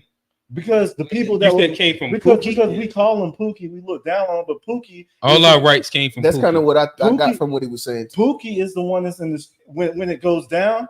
Pookie is the one that think about go toe to toe and pull the blickies out when it comes down to dealing with white supremacists, all of them. Yeah, when you look at the Black Panthers, I ain't talking about that part. You're saying that no, what I will say. So you just call the Black Panthers Pookie and them? They weaponize the Pookie and them. Hold up, I hold on. And if you look at the riots, we never voted for any. None of our rights came from voting. Our rights came from strong arming. Yes. Even the Civil War, we came out of bondage for the black people that took up arms in the Civil War. And that was every black person. You think the Pookie at that time wasn't very excited to be able to get a gun and go fight the white supremacists? So I'm not pro what you're talking about right now. No, I'm just saying what I was going to say is that like it was a lot of what I was talking about was like there is a lot of money that was made out the streets that were put to good use. There's a lot of funds that were used that came out the streets that were funneled into productive things. That's why I was saying he kind of went a little bit further than I was thinking. But they're in the streets making money. So what's Pookie now? No. Well, hold on. What is it? Say it again. You said that you talk. Yeah, that's the Frank White money. The Pookie trope refers to the brothers who are in the streets getting money how they live. That's what Pookie meant? I didn't know that. I thought that was like the ignorant black men that be fucking impregnating women. That's when like I always hear the word Pookie. No, I'm thinking about more like what you be meaning when you say Pookie? I don't say Pookie. What you call him? Tyrone. But it's a colloquialism. Yeah. It's the same thing. What you mean? No, I be talking about the ones they call thugs. Oh, that ain't what I call Tyrone. It's not this. Well, it ain't. That isn't where it's like an intersection. Yeah, Tyrone could be a thug. That's what I'm saying. This is a Venn diagram. It could be. Wait, so right. He said a bit I want to know. Listen, hey Trey, I might be on your side if we are humanizing and making Pookie a good man. No, that ain't where we was going. Oh, that's not what you was doing. He was making Oh Pookie no, proper. he was though. Not a good, good man subjective, but I would say he's good to the cause. Yeah, this nigga trying to put down Tyrone. He might be Pookie. missed. I'm putting not them trying down. to disarm our military base, because if it goes down and they go descend on Chicago, are you gonna want them to be unarmed? And my Or you don't want to definition, direct Pookie that ain't necessarily hostile got no energy? gun. Okay, but like, and this What might Pookie be doing? this might be a biased question. This might not be a fair question. Who's Trey. more dangerous, LGBTQ What you call a or Tyrone? homosexual? But you think people who have like That's like a what- history that's of, what gun, of Pookie gang, is to hey, me. let me ask this. Trey, like you think people like say Chicago, say we had to take the Pookies, We are the off the thugs rails. Yeah, we from off the Chicago. rails. I gotta get this in. Do you think they're gonna be able to come together and put their differences aside? Because it's a lot of like animosity. Yes, amongst other I heard about some of that happening, because when there was a migrant shelter and then they were throwing big pieces of concrete at like some elderly black people, and then they had the cops, they were letting the migrants sleep on the floor there. And then you don't see them do a George Floyd situation with these migrants. They just let them go crazy. They don't get the black treatment. You don't see them getting gunned down or any of that stuff. So the black gangster Rival population, yes, they had to come together and say, no, you're not going to be throwing rocks at our grandparents. I think if You said their grandparents was the homeless? no, I'm saying it was Oh no, my bad. That This nigga's so nigga. unserious, bro. So I'm saying I we was had trying to elderly understand. people. We had some downtrodden elderly people that were going out of a building and some. Those are the He ignorant, crackheads bro. that I'm you talked sorry. about earlier, bro. But Tell them, I had a Craig. question. But my thing is, so you said it was rival gangs. Bro, we just saw at the Kendrick Lamar concert the Crips and the Bloods together doing a hold down. Like we can put our differences aside at all time whenever it comes down to this. We saw the same with Tukey too. Okay, I mean, Now, Tuki's a great example. I don't asked think that that's what same Kendrick was question trying to do, but to the Hebrew Tuki was, I mean, Israelites when they were here. Tuki is a And great example. it wasn't just that simple. Another Big U is another great example. Yeah, bro. If it's a person, like a white person that comes to the neighborhood and they're trying to do something to harm like a sister, you think they're gonna be like, nah, that's his blood's grandma. I'm not gonna stop. No, man. At the end of the day, you standing on like that's black folk business. Like you're not gonna come over here as an outsider. I can't really speak for him. You know, at the end of the day, even in prison, like they get Oh yeah, together. yeah. Sometimes prison can and then change knows how that whole. Hispanics get together. From what I hear, with- I have not been myself, and I don't plan on going. right, same here. You know, So I have no idea. It's all hearsay. and the Latinos Well- get together with the Aryans against the black man. I've heard that too. It depends on where you at. It depends on where you at, what prison you in. Based on what I've heard. But yeah, I don't know. I don't know if we necessarily need to get in jailhouse politics. But I know, like LA, ain't nobody in here done went. So let's right. That's what I'm saying. Because the Hispanics also war against each other really heavy inside American jails as well. Can I make a comment? And then let's get up out of here. No, I want to shout out to the chat. Oh yeah. People be beefing in the chat one week. And, Friends again. And friends again the next week. Bye. It's a beautiful thing in the chat, man. Oh, It's that's all family. beautiful. Let's go into the chat before we get into the first topic. I've been trying to see. It's a lot of them chats. Oh, Let's get a few of them. There's a lot there. Tone, I'm assuming you've been watching. Y'all have to stop capping. Kamala does not have a platform. What is the good that Kamala has done? Well, she does have a platform. I listen to it. I only listened once, so I can't remember all of it. I know that she wanted. I gotta listen. She does want to repeal back like the whole little like abortion shit. I know that was the thing that she was saying. She wants to, like I said, the gun rights shit. You talking about Kamala? Yeah. She wants to repeal the abortion rights. No, the abort, like the Roe versus Wade thing that She wants Supreme. To yeah, she wants women to be able to never still mind. abort. I'll take back my applause. My bad. I was wondering why you rewind that man back. Nothing positive about As I start think, I'll think for a second and see if I can kind of remember some more. But I know I did want to listen just to be able to see it. Like, what is the policy shit outside of this like pageantry that we see? 40 million. Almost all guns are semi-auto. Oh yeah, that she's not for she's for legal immigration, I guess. But that's true. against, Almost like, the all whole guns idea. are semi-automatic. Also, but the thing is that when you start talking about like M4, M16, that's also burst, 3-round burst. And then what these kids are doing now is like they got the switches. So they done made these joints like fully automatic weapons. You can turn anything. So yeah, you can pretty much turn anything. So yeah, we just out of fucking hand as far as guns go. we are out of fucking hand. Yeah, I'm Like for they gun got control, to be honest. there's no reason for some of this shit, bro. Like, let me ask you this. So what reason, unless you think, and this is my thing, like, and this is one of those more conservative, which We I ain't never consider gonna myself a finish. conservative guy, not necessarily Republican, but conservative. What I would say is that Conservative Democrat. no, I'm not Democrat. Oh, I'm what Most is of us it? are I'm not on either. What is it traditional. called? Most of us are traditional. I'm conservative, traditionalist, traditional conservative. Rail right Yeah. Y'all know I'm traditional rail, bro. Damn, I was gonna talk about the drums. So like, but there's at this point, I think there's like, what reason should you need, unless you're gonna sit here and say like a 50-round drum, unless you're gonna say, oh, if the government comes in, which you gonna fucking lose anyway. You ain't winning if the government comes. Like I don't know if you ever shot a 249 or a 50 cal. Like I shot them in a 50 cal can go past you and take your arm off. Yeah. You ain't got no win if them niggas pull up. Then why did they lose in Afghanistan? Well, I mean, depending on what you call a loss, I couldn't answer that question for you.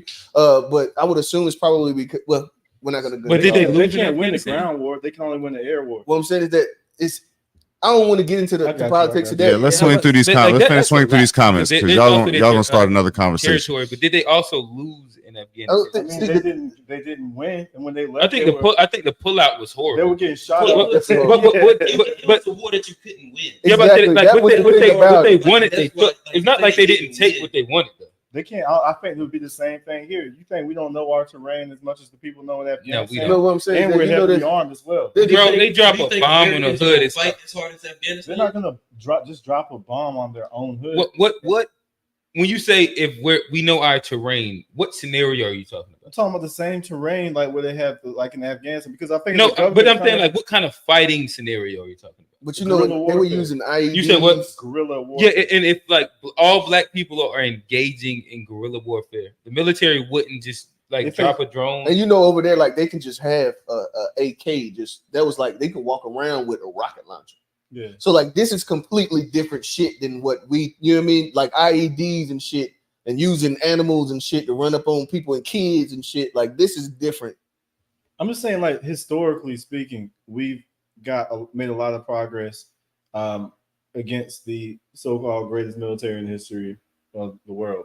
Like, you saying black people did? Yeah, look at the Deacons of Defense. We were shooting out the KKK. Look at what the Black Panthers did. And hey, I don't want to go to war with the government. I don't want to go to war with them either, but I definitely don't want to go to war unarmed.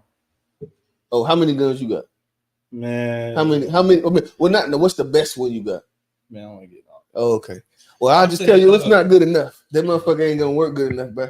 You gotta be in a movie like on some the Matrix shit. Gotta have like a 249 here and one My right thing there. is that they got the drone operators moving like video games. Bro, hey, hold on. Y'all gonna keep talking. Y'all want to get to the comments or not?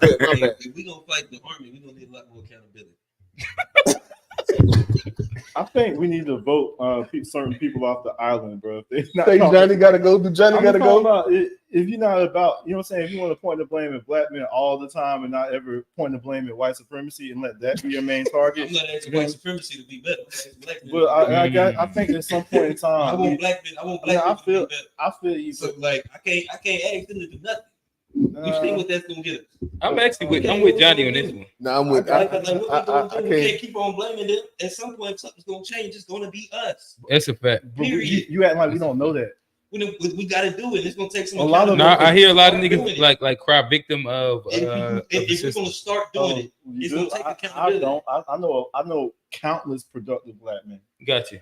Yeah. At what socioeconomic level? At what socioeconomic level? Because again, like if we have the conversation, we said that more accountability is needed at lower socioeconomic levels. But now we're talking about those people that need help needing more accountability. It sounds like we already agree. I think it's harder to be accountable when you're in a situation where you're fighting for survival. And for us to sit over here in our position and point a finger at these people that are fighting on survival on a day-to-day is a bit like can't be because of I lived that.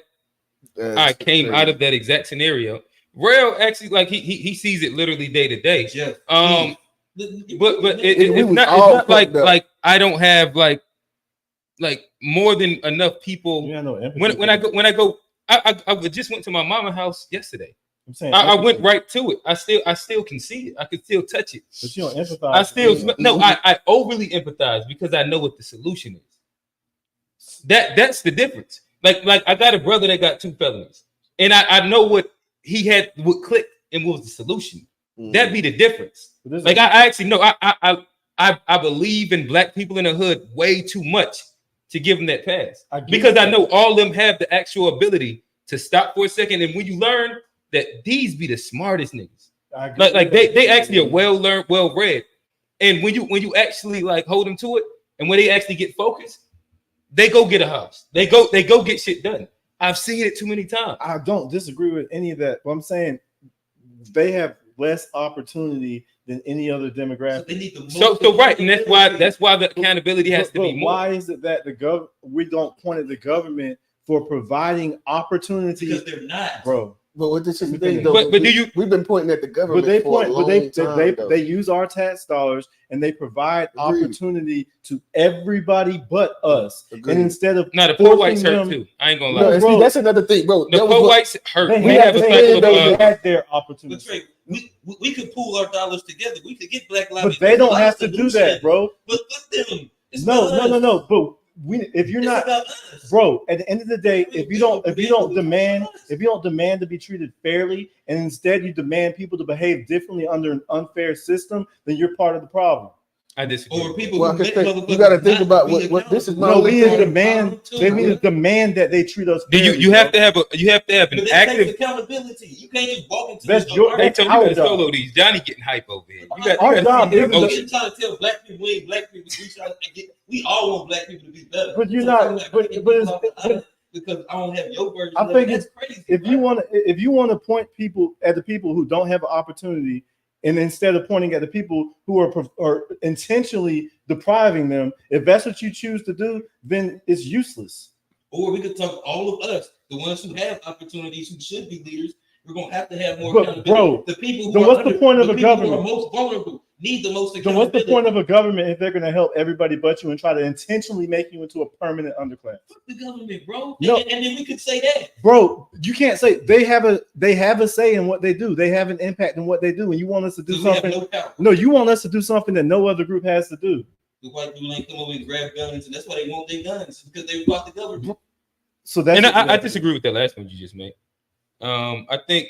With me or John? You said do something that no other group.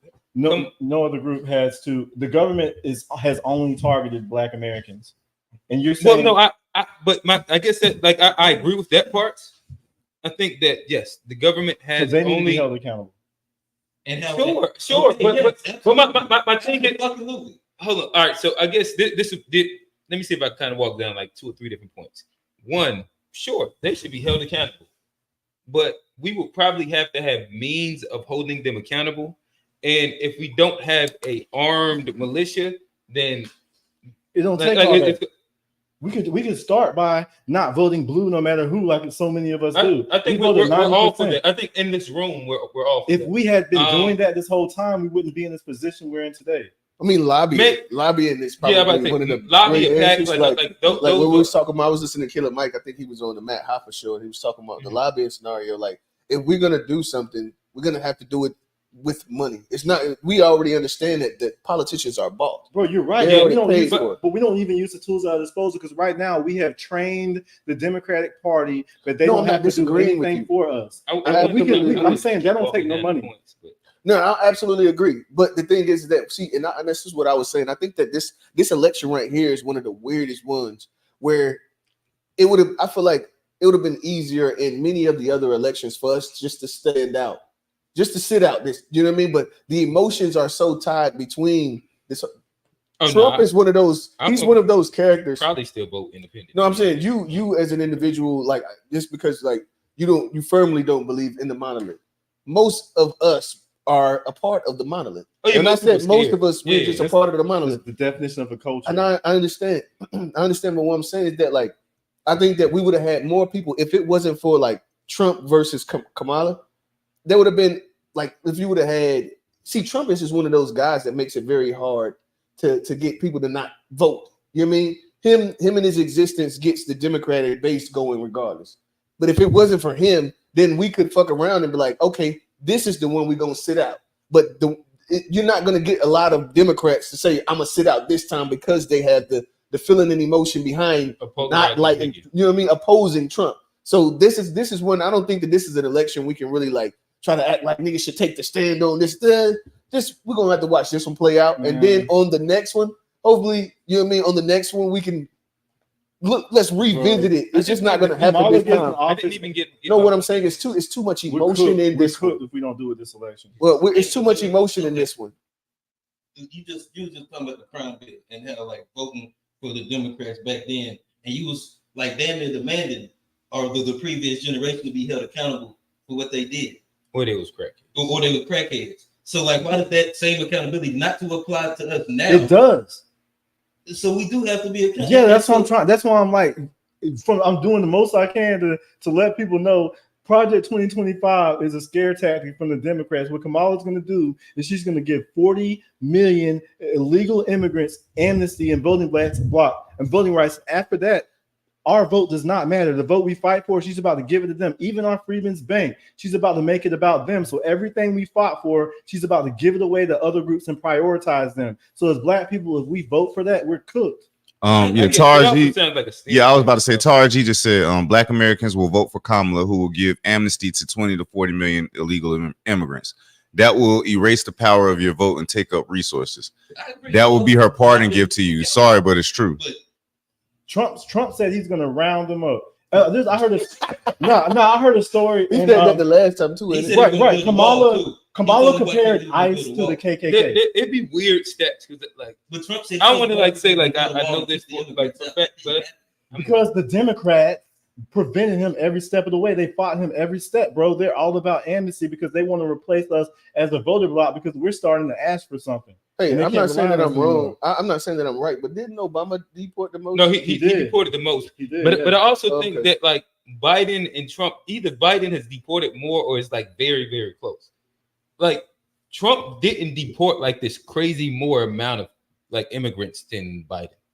But the only way you have to deport, it's one thing to letting people through is different than deporting them because Biden can let like 10 times as many people in and then deport the same amount and it's still a net gain by 10 times. Oh, you're talking about the open border policy?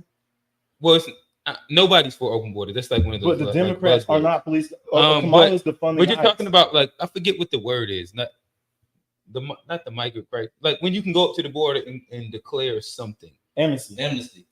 It's not amnesty. Oh, you talking about those being able to go to those different cities? Is it the sanctuary? You're talking about somebody who like move into a house and call like No. All right, so right now, if in essence, it's when you go to the border and you say that you're in crisis, and they have to let you in. I know it's not prison. Fucking But nonetheless, y'all understand because that's what's really happening is that a person can go to the border or like a certain amount can go to the border and say that they're in crisis and they're given a date. And until that date comes, they're able to be inside America. And they don't have to show up. If they don't show up. Yeah, and if they don't show up, they ends up being, that's the whole thing. And Trump said they would be dumb to show up. And he's right.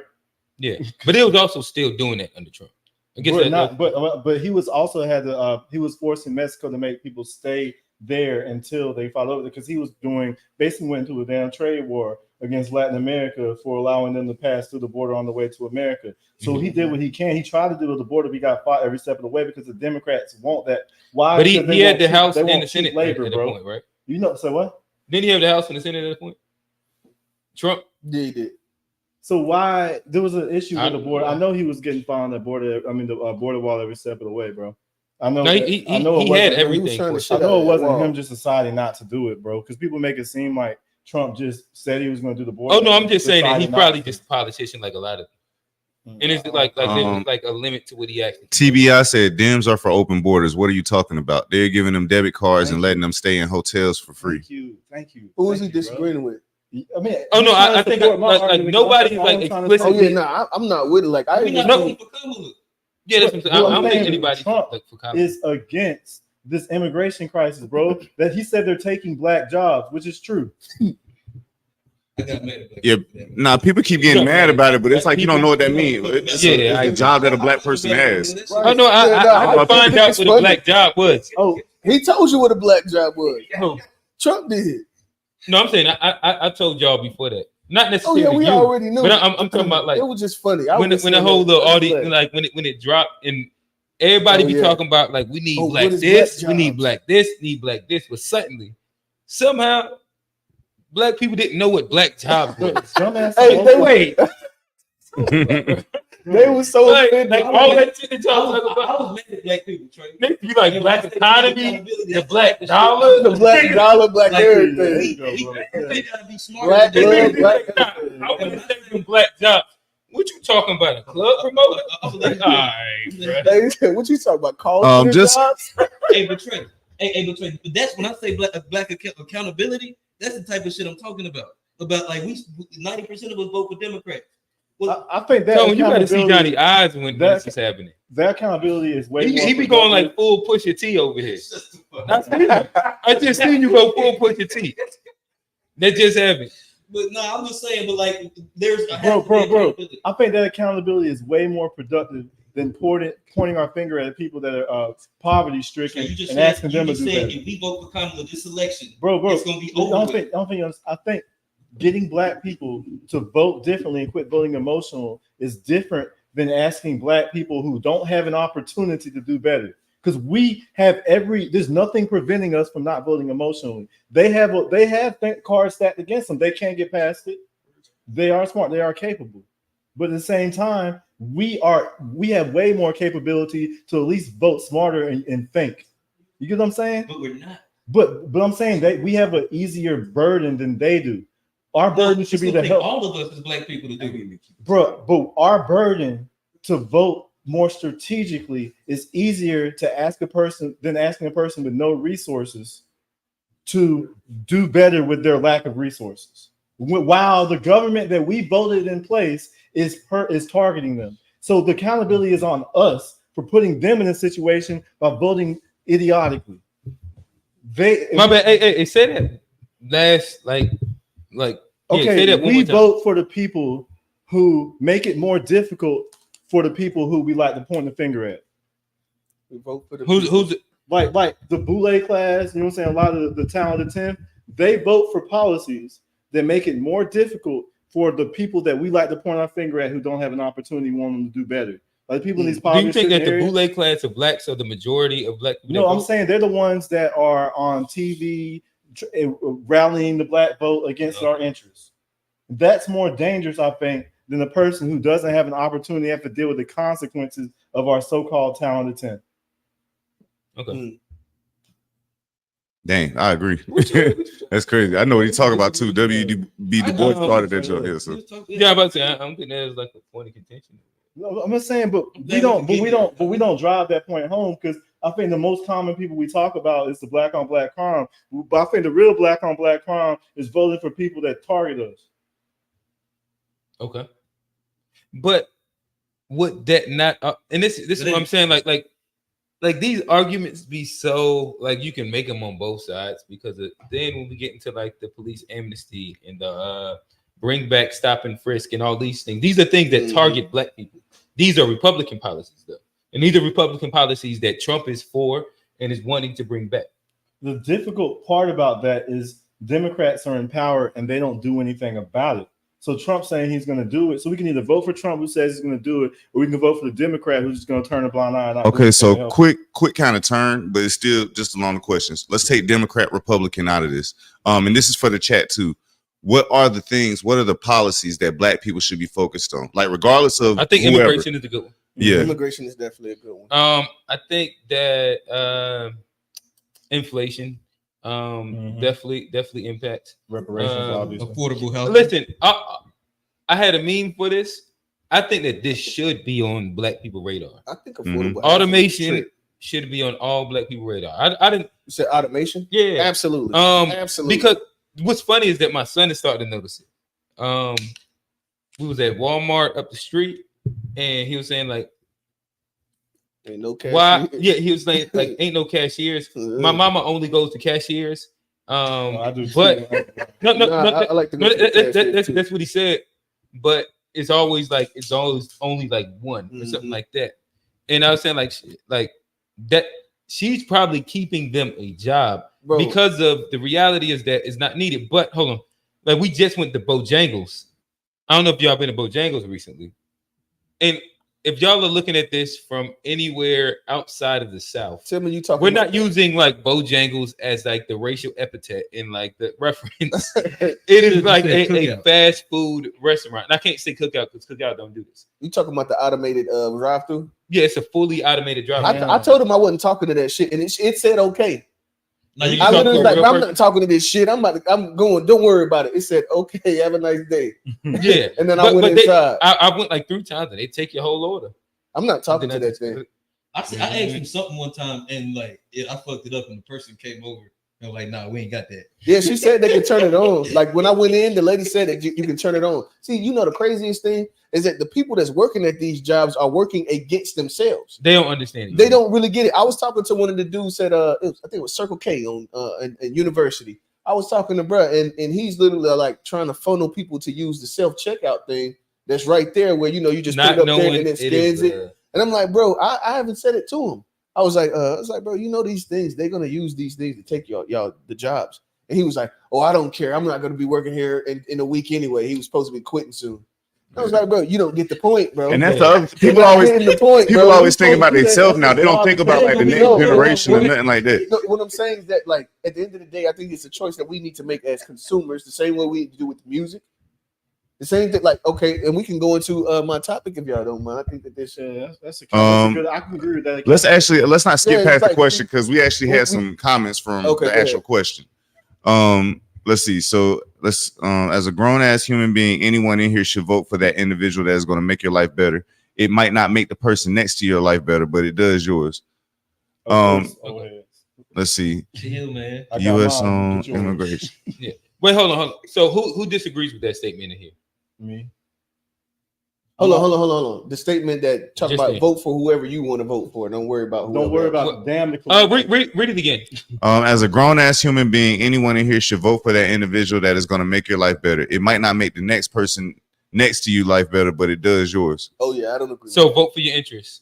Yeah, I don't agree. Not the interest of your collective. If I that's like saying I'm in the stock market, so I'm going to vote for whoever's going to make the stock market go up, which is generally going to be Republican. I don't vote for I'm not voting Republican or Democrat solely based on what my personal gain will be. Yeah. So it's going to be based on what I think is best for more people than myself. That's the definition of being on code, is caring about your collective and looking at your lineage as family. Like literally, I can sit there and be like, yeah, I'm gonna go for whoever gonna make the market go, because that's gonna make me money. Yeah, and, you know what I mean. But that ain't what it's to me. That ain't what it's about. That's what we're inheriting from the previous generation. I got mine. Look, go ahead and get yours.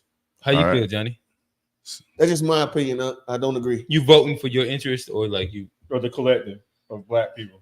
Yeah, I mean, I think if we worry about like if it has to be like for the collective, for the people that look like you. Respect, bro. So, and that's what you making your voting decision on this this election. I mean, when I said I was like not voting Democrat, it wasn't just because of like I think my life is gonna be the same. John like Latinos, like he don't. Why would you? I'm just playing. My bad. I'm just playing. I'm just playing, John. I'm just playing. I take it back. I take it back. Hey. I'm just playing. I was talking about another John. Nah, I don't know what you're talking about. I'm talking about another John. It's funny. You know where I'm going. If you vote your interest, you vote for yourself. You're saying you care more about the collective than your individuals, because if you were just voting for your individual. Well, because I think for me, like I've lived with Democratic and Republican presidents. Mm-hmm. The only thing that mattered in my life was the way I acted. No president was like, "Oh, this such and such," and it really changed my individual life. Prices and inflation. But it comes down to I still have to work within that. Yes, that change. Hey, can I ask y'all all a question real quick? Can I finish my statement?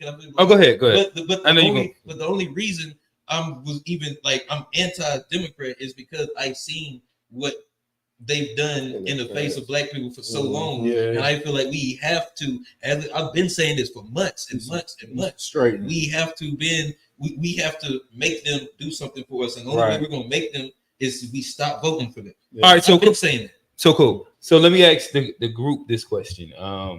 With all that said, just want to make sure that everybody agrees on, as middle-class blacks in here, we're willing to pay higher taxes to benefit lower income blacks. Yes. I don't think that that's what the parties are about. I didn't ask that question. Just in general. Are you willing to pay more to benefit? Would you the lower class black community? If I knew it benefited the lower class black community, definitely, yeah.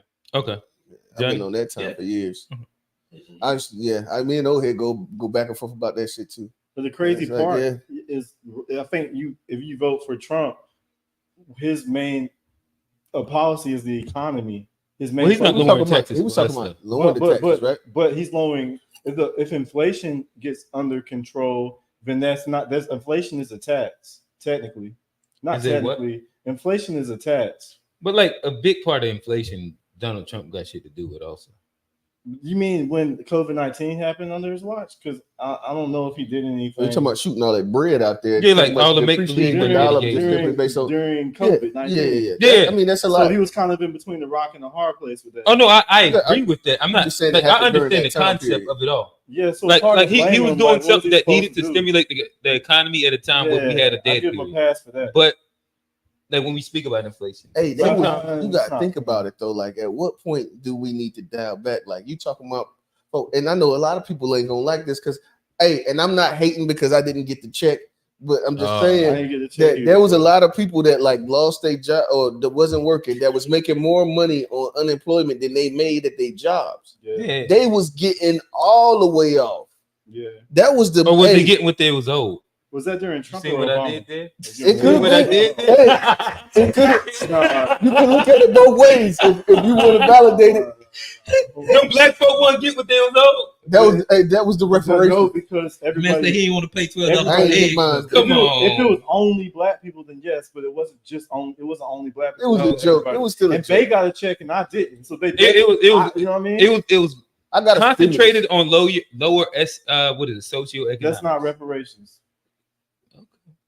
I'm just saying it was getting what they was owed. Yeah, but hey, was they getting off? Was they getting what they was owed? I don't even like jokes about comparing that to reparations because I'm so serious about reparations right now. All I'm asking is, was they getting off or was they getting what they was owed? No, they were not owed something that goes to people that aren't black. So they're like, owed something that goes to only black people specifically. But that's free money for like that includes black people. They ain't owed that. No, I'm all about that. Kamala Harris.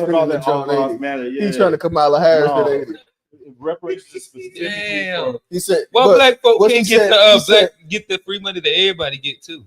I fuck with that. That's not reparations. Why can't I never use, but why can't I never use the word reparations? Why can't, I don't know where why can't black people get some of this money they're giving the migrants who aren't even citizens that comes from black people? We should. So they should shoot that, bro. I'm actually kind of tough about immigration is one of those things for me. It's like my in-laws came over. You know, my in-laws are Eritrean. Oh, word. So like there was a war there, and they, with Ethiopia, and they came and got them and brought them here, and you know what I mean. So my in-laws are descendants of that. So like, you know what I mean. I agree with legal immigration. You said they ain't black. That's a different topic. Well, I mean, at the end of the day, I've told them that they're not black. You said Eritreans are we've had the conversation. Well, hold on. All right, well, y'all literally get the exact same messages. Y'all be in there peeping the chat. What I said is like clearly. I mean, they're okay with that. Real, we about to segue into your question, so let's go ahead and do this. What I was saying is that I don't look at Arabs as black. Don't. Even if they're darker than you. No, like there's Indians that's darker than me. I got you. That don't mean nothing. But just making sure, are you making this argument to say that you do believe they are, or are you just saying shit? If they're on code, then they're black. So like dark. All right, we go. Yeah, no, what I was. I've had a conversation. Let me finish it real quick. But their parents don't believe that they were black. But we're gonna put a pin on what Trey just said right there. Okay. We'll just come back to that. But my thing was that I don't look at Arabs as black. whether you're darker skin, lighter skin. I also think that black is a spectrum, and I look at Eritreans and like Ethiopians as lower on the spectrum. I look at the people that I personally believe all black people in America and the Caribbeans, Jamaica, and XYZ came from as like more closer to the source. But also, if we get inside like the nuances and weeds of it, I think that there's differences in black. Because I think that American black is its own very specific, absolutely, and that's what specific ethnogenesis, and and that's why I don't disagree with the FBA movement. Right. But if I'm giving black, that's my actual answer to black. All right. I don't, to disagree with that, I have to get deep into the weeds. So, but generally speaking, I agree with that. Yeah, no, that's kind of, and that was kind of the conversation we were having, because like they are urban, because they're first generation American. They were born here, and so they so you know what I mean, they have surrounded, or the areas that they live in are around black people. And so, they even told me like when they were told to check black on like all of the and this goes into what you like, some of the stuff you were saying on Unpack. Yeah. They were saying that like when they came over here, like they were told like on their anything for school or anything, they were told to check black for their ethnicity on all of the paperwork and everything. So, and they like literally like the first time they heard somebody say that like you're not black was like me saying it. It wasn't in a negative way. It was just as the understanding the FBA conversation. There's a difference between like the black African American or the FBAs than there is like the diaspora. I mean, that's just true. But it doesn't mean that there has to be any kind of difference between like the people that's up there inside, like what is that? Eastern, like northeastern Africa. The Caribbeans, them Caribbeans are different, bro. I think that they're closer to black. This is just my opinion, but what I'm saying is that there's a big gap inside, like the northern Africans that's right there by the Egypt. Well, Egypt is one of them, but that's right there near the Middle East. Where like you can literally clearly see you can see the infiltration, and like these are pretty much like the girl from the colonized from Algeria. the African continent. Are we the only first world? And that's why they like put like sub-Saharan Africans on there. Are we the only first world black people in the globe? No, first British, French. No, yeah, but they immigrated there. They're not. A lot of them like are migrants or immigrants. Like I'm talking about people that have been in the. They had a slave trade there too, or unless we get into like the black nation. But I'm saying like they didn't have the fields and all. They didn't have the infrastructure too. Like we had them by the millions. There's a small few over there, but the majority, you know what I mean, they've already been. The majority of them are like African immigrants versus over here. The black population in America, we came up with the building. So are you saying like, are we the stronghold of no? First, are we the only first world people? Like, I wouldn't say the only though, because that's what I'm saying. But like we are the most dominant first world blacks. Yeah, and I mean, you can really tell that. Sure, you said the most what? The most numerous in the bunch. Yeah. I mean, but you can see that kind of, and then that goes into the question. So like, you can see that as it relates to the way that they their rage or the way that they. See, it's two ways you can take this, but the way that they view view the culture.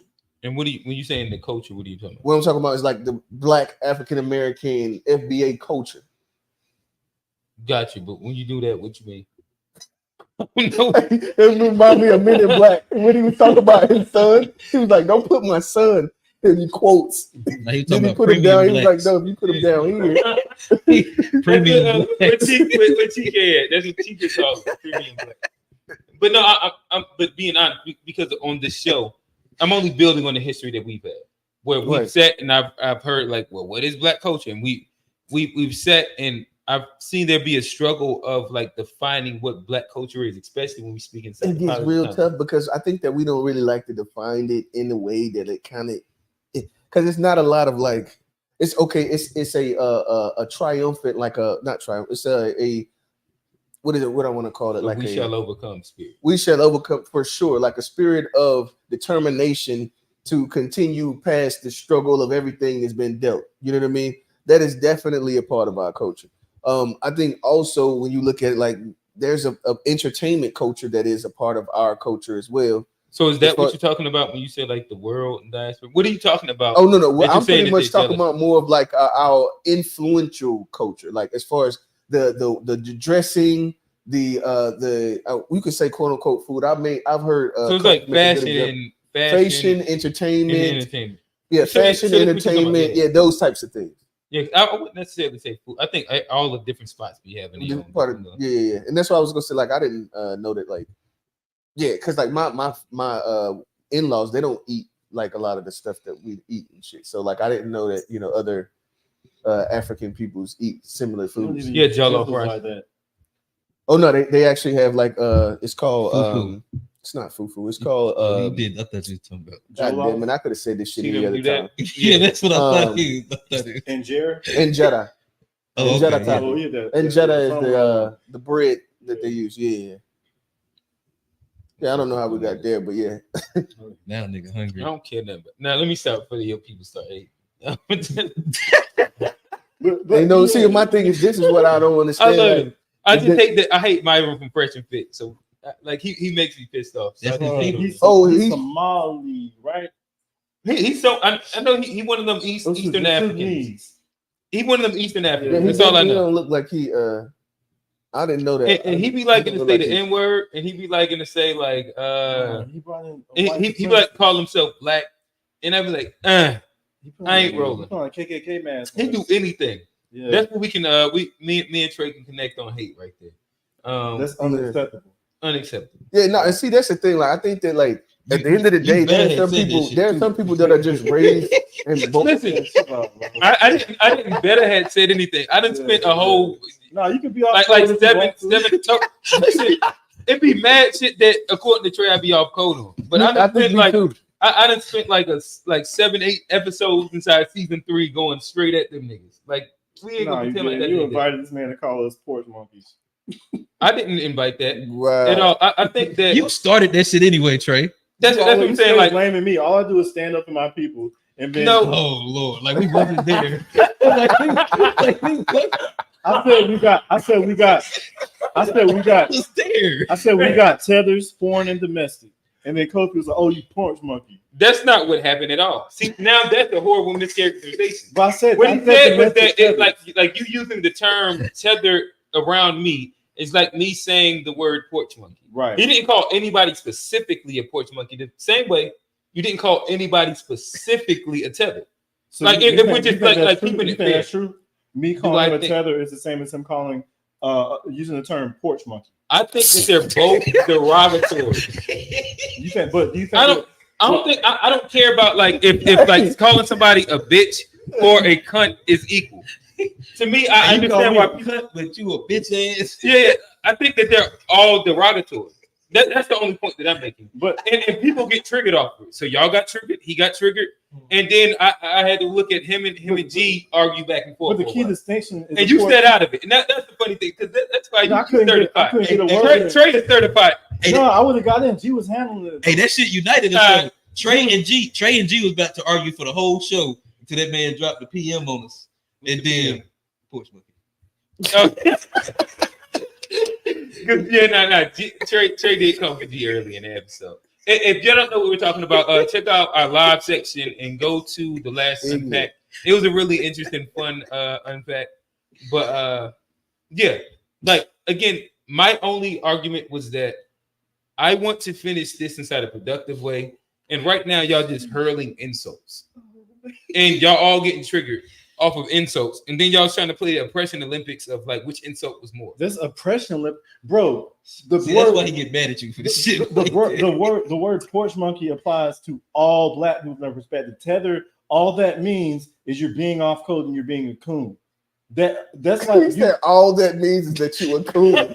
That's a lot, bro. But you don't think that's a lot to mean? But a coon means that you're undermining your fellow black. A coon is basically calling. But what if you just have a regular opinion? No, like if you're. And then G was making the point that like, when have you heard black people get mad at being called a coon? What, like, bro? What are we talking about? No. When have you seen a black person who's on code getting mad at you calling a person who's off code a coon? I've seen Democrats get mad at Republicans, call them a coon. I've seen Republicans get mad at Democrats, call them a coon. I've seen it happen both ways. So I don't know which one you think is off code, but I see both of them get mad. Only people that get mad are coons. Because it's basically like calling, Now hear me out, bro. Is he calling you a coon? No, the word. I don't get mad at the word. Bro, the I word. wanted to make sure the word that coon means race. I didn't know. The word coon means race trader. Every culture has a word for the people who go against their own people, and our word for that is coon. So if you think there's a problem for us calling people out within us who try to attack us from within, no, I think that I think it's a problem when we call anybody that steps outside of a monolith a coon, and that's what we actually do. Is that it's not about being a race trader. It's like being like different than a person that I agree with. Was Johnny cooning earlier when he was talking about the accountability? When he was pointing the finger at now you just said we needed accountability. Yeah, I'm saying when you were pointing the finger at the underclass, and not did I ever pointed. I said we need as black people. Bro, I never said specific black people. But who doesn't need accountability? That's like I said that also. But that makes no sense. Why were we even talking about it? So who's coon in this scenario? I'm saying if who the coon? The people who would rather point the finger at our underclass than point the finger at the people who were putting us in a situation, and then say that because so Johnny was cooning. I don't want like coon. You weren't like full diet cooning. You like, diet cooning. Borderline. I wasn't cooning at all, Trey. Hey, give me solos, though. No, hey, because I can look. Anybody can pussy T out. Go ahead. Look, borderline. I'm not gonna get mad, Trey, because you can have a stupid opinion, and like I ain't gotta get mad at it but like all like what he said, just because I disagree with you. Are you the code writer? Or did somebody make you the standard for the code in the black community? The code writes itself. If you do things to undermine black people, so what did I do that was undermining black people by saying we need accountability? Because you're pointing at people who are the pride. I said you even agreed with me after thinking about it for 30 minutes and talking it out. You was like, yeah, those black people need accountability. Talking about the people that put the people in danger. The 90% of black people that vote for Democrats, Trey. But you weren't talking about that. You were talking about. I never said anything about poor black people or anything. I said black people as a whole. We vote for Democrats 90%. You agree with this? No, y'all were talking about some people that y'all might have known growing up who didn't take advantage of their opportunity. They might have been. I ain't grow up with them. Me and you grew up together. We do the same people. So which people? I wasn't talking about any of the people they grew up with. You know where I grew up. I know where you grew up. So when you and you know both our parents taught accountability. Right. So when you were talking about accountability, your black daddy, my black daddy was both instilled accountability in us. No, of course not. So were they crackheads? No, but they weren't. Let him answer. Let him answer. No. Hey, but where's the older generation that we talking about? Bro, all right, keep going. Y'all, I didn't say that about the older generation. He did. They voted for the crime bill, and so they needed accountability. Bro, they were all Democrats. So you saying that they was cooning or they was crackheads? Or they needed accountability? I think they were tricked. Then I don't think they were cooning intentionally. I don't think it was. I mean, bro, if you vote for mass incarceration, it is what it is. You need accountability. Like I'm not. If you vote for mass incarceration, I love my family. I love them. Hey, I know that was the point that maybe it was even Rail that was just making that point. You vote for shit. You voting for shit that undermines your community, bro. And you don't. But you only said they could be crackheads or coons a second ago, and we were saying that maybe they was tricked. Now you're saying that they could have been tricked. But they still got tricked into cooning. Okay, so they were cooning. They didn't get. They just need more accountability when it comes to this cycle. Us as black people don't need to fall for that same trick. Do you agree with that? I agree with that. Yeah, like you put me in a rock and a hard place. Though. No, you put me in a rock and a hard place, bro. Trey, that's called a box. You put me in. Yeah, that's what we call it here. I ain't back two up in the box. I like to hear your rebuttal. No, I gotta stay consistent, bro. And if you're voting for things to undermine the black community, that's cooning. I don't care how much I love you. Did you vote for Obama? Yeah, I was. You once cooning? That was cooning, yeah. But that was a time before. So once a coon, not always. Bro, I think Obama was a lesson. I think it's better if you learn your lesson from what you're doing being tricked. That's better than repeating the same mistake onto infinity. I agree with you. Yeah, and then seeing Obama as the first black, I think it's safe to assume he's going to do something for black people. Because I was going to say, I remember when Obama got elected, you came over my crib and we celebrating. Yeah, bro. Hey, niggas was hype. Jeezy dropped. Come on now. When Jeezy, you can't say when Jeezy dropped President Black was like, everybody was hype. I ain't never vote That was a moment, bro. That was a moment. I ain't never vote Democrat again. And I don't think black people should. And when I'm talking about we need to have accountability, I'm talking about that. Then nigga sound like you got accountability then. But most So black Johnny people, was cooning order earlier. well, no, stop, Quint, stop. Oh no, I'm I'm trying to be serious. No, because I can't remember the context. Y'all trying to fuck my box up. No, I can't remember. Listen, what I'm doing is bringing in more boxes, and I want to see y'all fight over who's gonna package. Y'all, because so we do need accountability as black people, whether it's the poor ones, whether it's all the ones that are going to vote. Bro, TBI made a good point. Accountability is mad general, bro. So of course we need more accountability. Everybody needs to be accountable. Accountable is the number one thing. So what does it mean when you say it? Not voting for Democrats. Okay, I agree with that. But when you point to That ain't accountability, what I mean when I say it. That ain't what I mean. What I said either. That's what I meant in this specific But when instance. I got another list, but that was the first one that came. I think you trying to dodge the coon box. I ain't scared of no coon box. I know what I stand for. Like I know, like you. I'm just joking, bro. Hey, I'm just joking, bro. Hey, I might be. John, you went through the lack of evidence. You went this case with the lack of evidence. I can't remember the specific thing that would qualify you as low key coon. I can't because remember. I haven't done nothing. I've done all the same shit you've done, Trey. Johnny said, I've done all the same shit you've done. No. I would. Now you're going too far. But I can't. I dismissed the case. Trey. I dismissed the case, bro. Trey. Case dismissed, bro. I can't recall. Okay, Trey. I lost the evidence. Johnny said, I said. Damn. Y'all, y'all, Hey, man, listen, bro. It was. I might repurpose this title of this episode as Best Friend Conversations, and I'm enjoying y'all. See, this has been great. Q loves that, bro. When my brother was here, he pretty much loved me and him going back and forth. Man, he loves this shit. He loves it. This is great. And then I like, yeah, this is way more relaxed and unpacked, and I can kind of shoot my shit also. So it's fun just seeing y'all go at it. I ain't scared of the coon box. Yeah, no, that was a crazy. Hey, I think that hey, listen, housekeeping really quickly. One, I'd say shout out to the chat. Again, we haven't been able to exactly read out all the chats, but we see y'all. We see you, TBI. We see you, America Black Holocaust. We see you, We see you, TK. Like we see the chat. Again, if you do want yours specifically read, drop a super chat. Right now, we're inside a fun, heated discussion. Who do y'all think got the coon box? I'm gonna put a poll up in a second. I love for y'all to let us know who got the coon box. What do y'all call it? Is that Bojangles or KFC? Hey, no, hey, 2-piece, a 20-piece, hot sauce. Like I'm trying to be serious. This nigga was not like do the coon box come in spicy? This nigga, you ain't seen this from him, man. You ain't never seen this. You don't know this Q. Yeah, you don't know this Q. The video is not staying on YouTube, bro. Nah, you be saying. Oh, this one? Yeah. Oh yeah, this gonna go up on YouTube. Yeah, now listen, this ain't our worst episode, but yeah, do coon boxes come inside hot, mild, spicy, and do it come with inside honey mustard? I'll say you my only friend. My bad. That you pull him into situations that so he can look cooler, or so you can make yourself look cooler.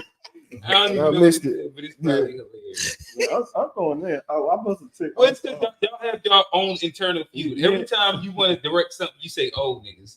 And then he shoot his shit back. We're seeing it happen in real time. That's what's happening. Bro, this is the crack era. It's over. And then we have to deal with a lot of the tropes of fatherlessness, all this stuff, the hop incarceration. That's true. And then it trickles down, and we have to deal with that stain that comes from the crack era. We also have to get shamed, and they try to tell us what to do. It's like, if you knew what to do so much, so we wouldn't be in this situation right now.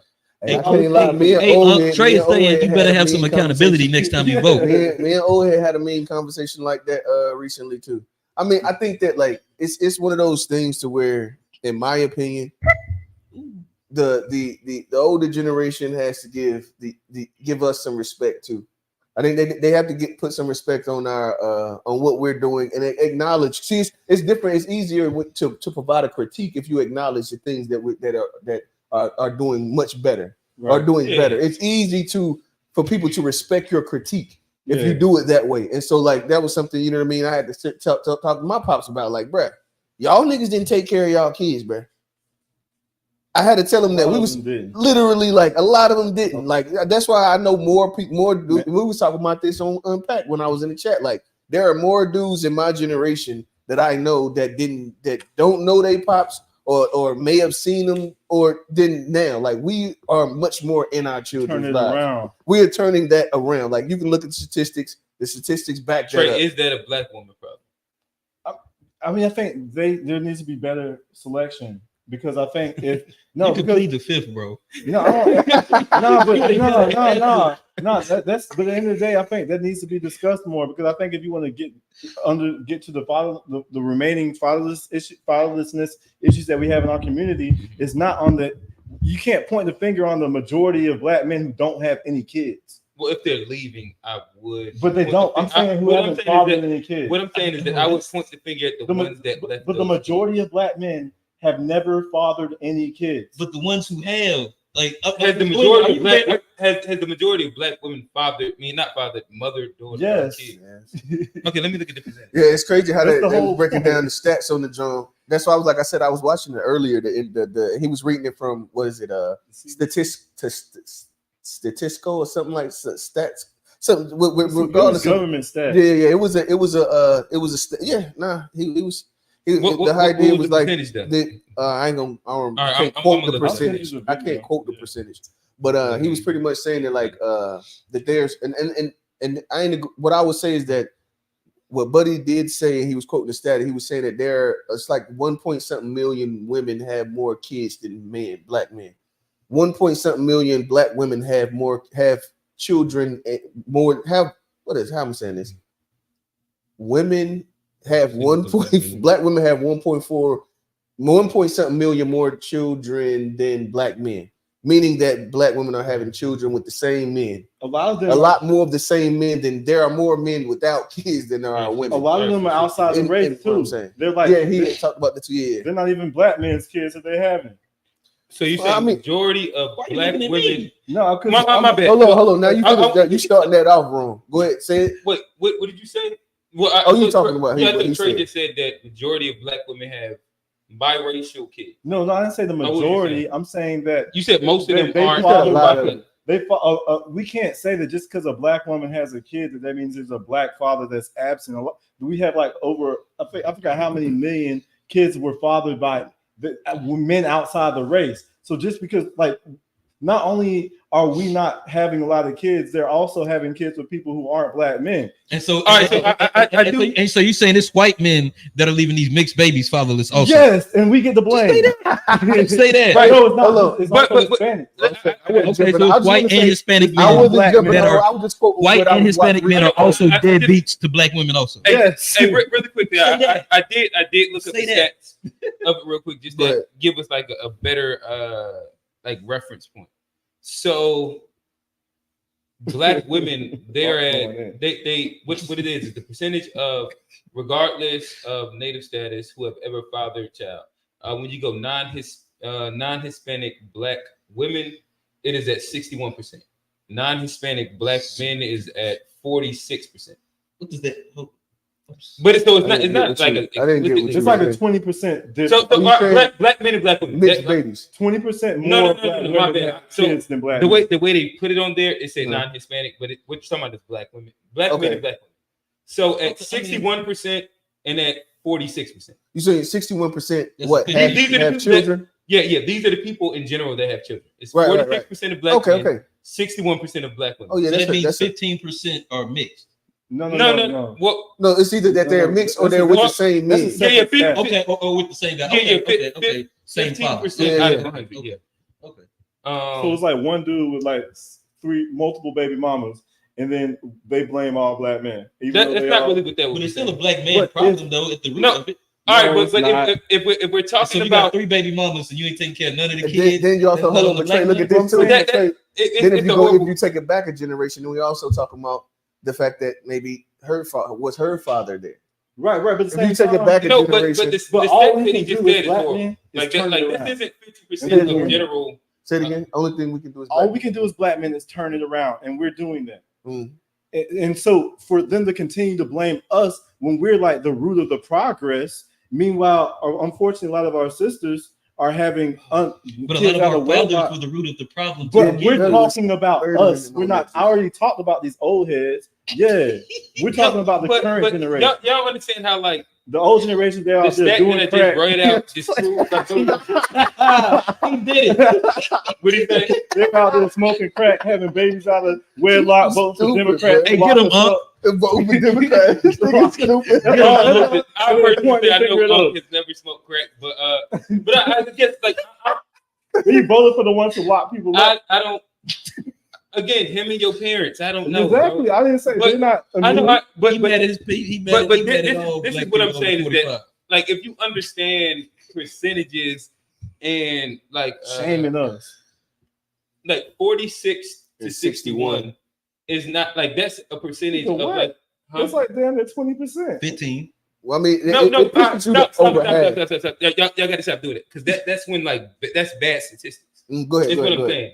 No. Put on that cape, bro. No, take the cape off, bro. No, all right. So, but this is where it's easy to demonize something and just like say derogatory shit. Where like that's so y'all talking about like percentage of like a full 100, but if you're talking about percentages in general, it's like it's not even like a full degree of I forget what it's called, standard deviation. Mm-hmm. So like that actually would be like more so if we're speaking in real terms, it's like 5%.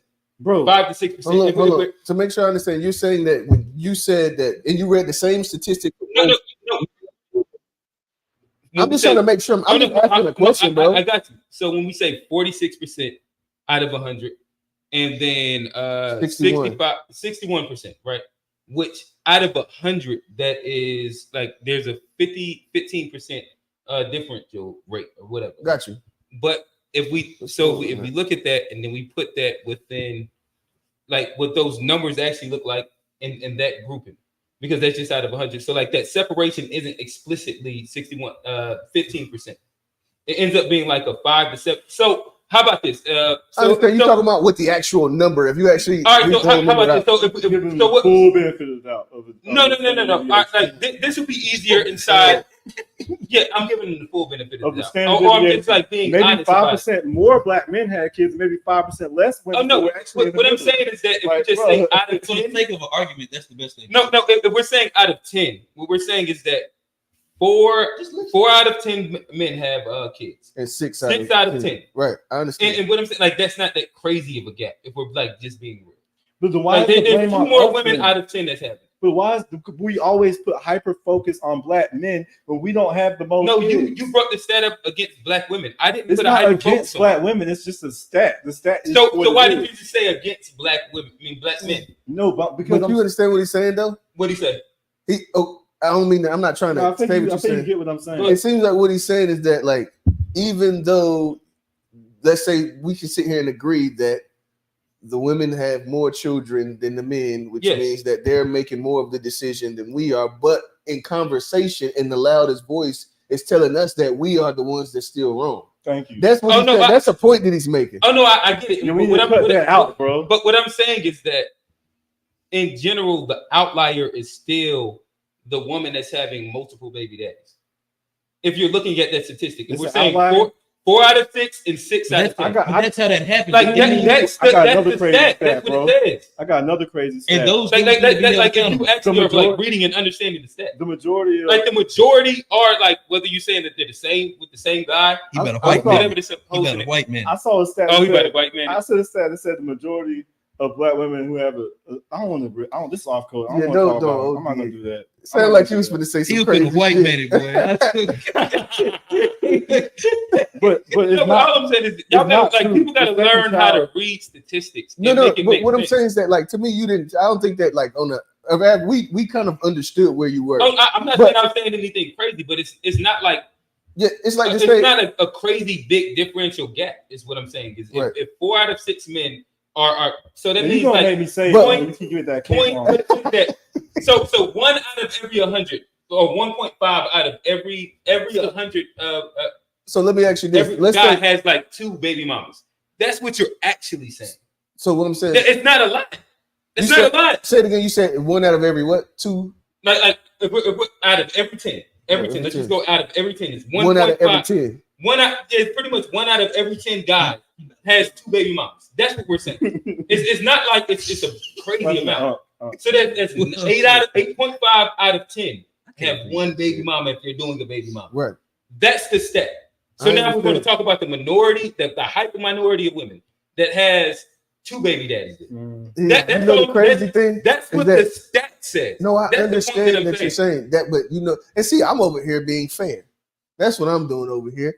That goes right back into Trey to go on the other end, on the other side of that. To actually, that's where we were landing. Pretty much to talk about the when we were talking about socioeconomics, when we were talking about with Johnny, the accountability. You were saying we're placing the accountability on the population of people that were in a worse socioeconomic status versus the people that were in a better first, and pretty much just blaming them instead of blaming the powers that be. So to me, it's like very similar to the same thing. It's very similar to the same thing. But we don't have to stay on that. That was funny. But the dude did say, so 1 million babies, because they said it was like 44 million black people, like 40 something million. Yeah. And they were saying that like there's like a million kids that are had, 1 million something kids that are had, or women have 1 million something more kids than men in the black community. That's still a lot of motherfuckers. I understand the population is 44 million, but there's still a lot of motherfuckers. To blame us, that's like I'm saying. My putting a whole million motherfuckers. What about the niggas who got multiple baby mamas? What are we It's supposed only to do? 1.5 out of 10. But that's what I'm saying. Like the reality is that like we can, and this is where you should actually agree. Like there's a space where you probably should be rewinding back, like because of it's not a lot of niggas that have multiple baby mamas either. Inside that step, but then, where it comes out that damn black men aren't just like whoever that more though, huh? But the point is that there are more. I never said it was less. No, like what I'm saying, but like what I'm saying, the point that he's saying is that there is more, and we're getting more of the blame. Thank you. That's what he's saying. I got you. Who's supposed to be the leader in the community? Bro. Right. No, that's facts. I agree. We are supposed to. We supposed to prevent these women from choosing who they want to choose. Niggas, like, we don't got no say over it. If she decided that she wanted to get with a dude that already got a kid and then take care of that kid, she want to have a kid by him. But they don't got nothing to do with me. I can't stop. 1 out of 10 is doing that. Like, why are we talking about that minority? Not on average, but then you just read the stats. No, the stat I was gonna say earlier. The majority of sisters who have multiple kids don't have that kid by the same father. The majority, I can believe it. Yeah. That's probably like 2% of women, so, according to the stat. She needs to be like more careful. Like 40% of the women ain't even having kids with somebody else's baby mama. Bro, it's a small, like if you read the stats, like what you're saying don't make sense. But the majority of us, 40% of women didn't have and get kids. I think that's what that stat also says. But 60% of men don't have kids. True. So we're doing what we're doing. So now let's take all of them out. We're trending in the right direction, bro. But we get all the accountability, even though we're the only people actually fixing shit. We're the only people trending in the right direction, but we get the blame. Nobody talks about. No. But what about? Why not just talk about the fact that, like, out of like what is that? 4 out of 6. When we talk about black people that are born, like they are born to the same person, like man and woman, bro. The same person. If women, so like the outlier is 1.5. If sisters are like the outlier is the minority. It's a hyper minority. 15% is the hyper minority. Bro, if they're attracted to what they're attracted to, I don't think we should put accountability on men for trying to police that. That's all we can do is be the best, most productive black men that we can. I think that we all agree that one, right now our generation is doing better at it. And that's all we can do. We can't make these women not choose the wrong dude. I know. I get what you're saying. What I'm saying is that in general, like, and we're having these females aren't choosing at a crazy rate statistically the wrong dude, because it's not like again 1.5 is the difference out of 10 when we talk about men having women and women having women. And also women having kids. And also what goes into the father statistic is when you talk about if your wife divorces you and you haven't seen which women are the majority of people that file for divorce, that's another fatherless home. Is that the black man's fault too? Could be divorce. It could be, but infidelity. It could be. Infidelity goes both ways though. Yeah, I'm just saying. I'm not trying to. This is devil's advocate stuff here.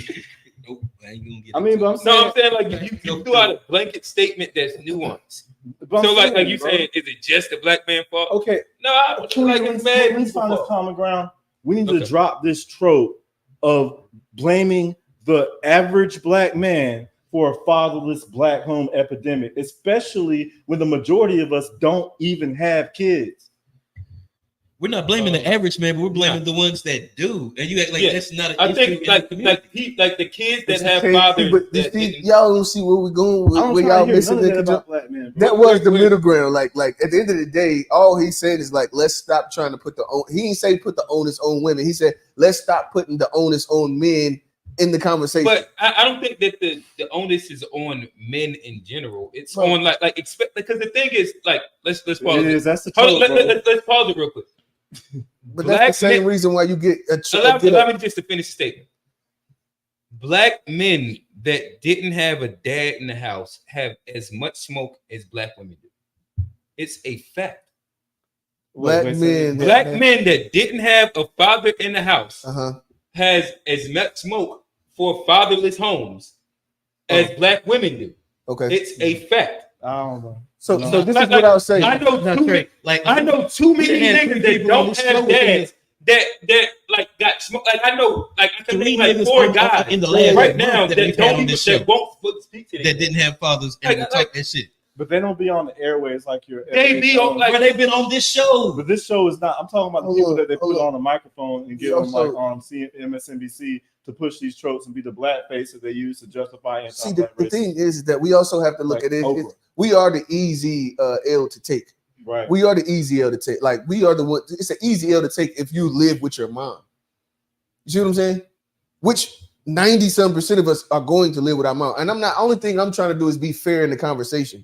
Is that like it's going to be a man's fault if your mom raised you. Right. It's not going to be her fault that you and your brother have different fathers and neither one of them. You see what I'm saying? It's always still going to be the man's fault. So as the children of that, we're still going to put the onus on the man regardless. All right. So what he's saying is that like as the time has changed, the narrative has it. That's the point. I think that right that's the narrative. It's a lie. It's a lie. Right now, black men. I can read you the stats. Right now, black men are the most active fathers in that. You're saying the same thing I'm saying. No. That's not the narrative right now. But what people do talk about when we talk about like women that grew up with like fatherless homes are the past generation, where there were shit fathers that did exist. Are we just now like are we just walking this back? No. So you don't have to interpret what part of you lost that, and don't interpret what he's saying.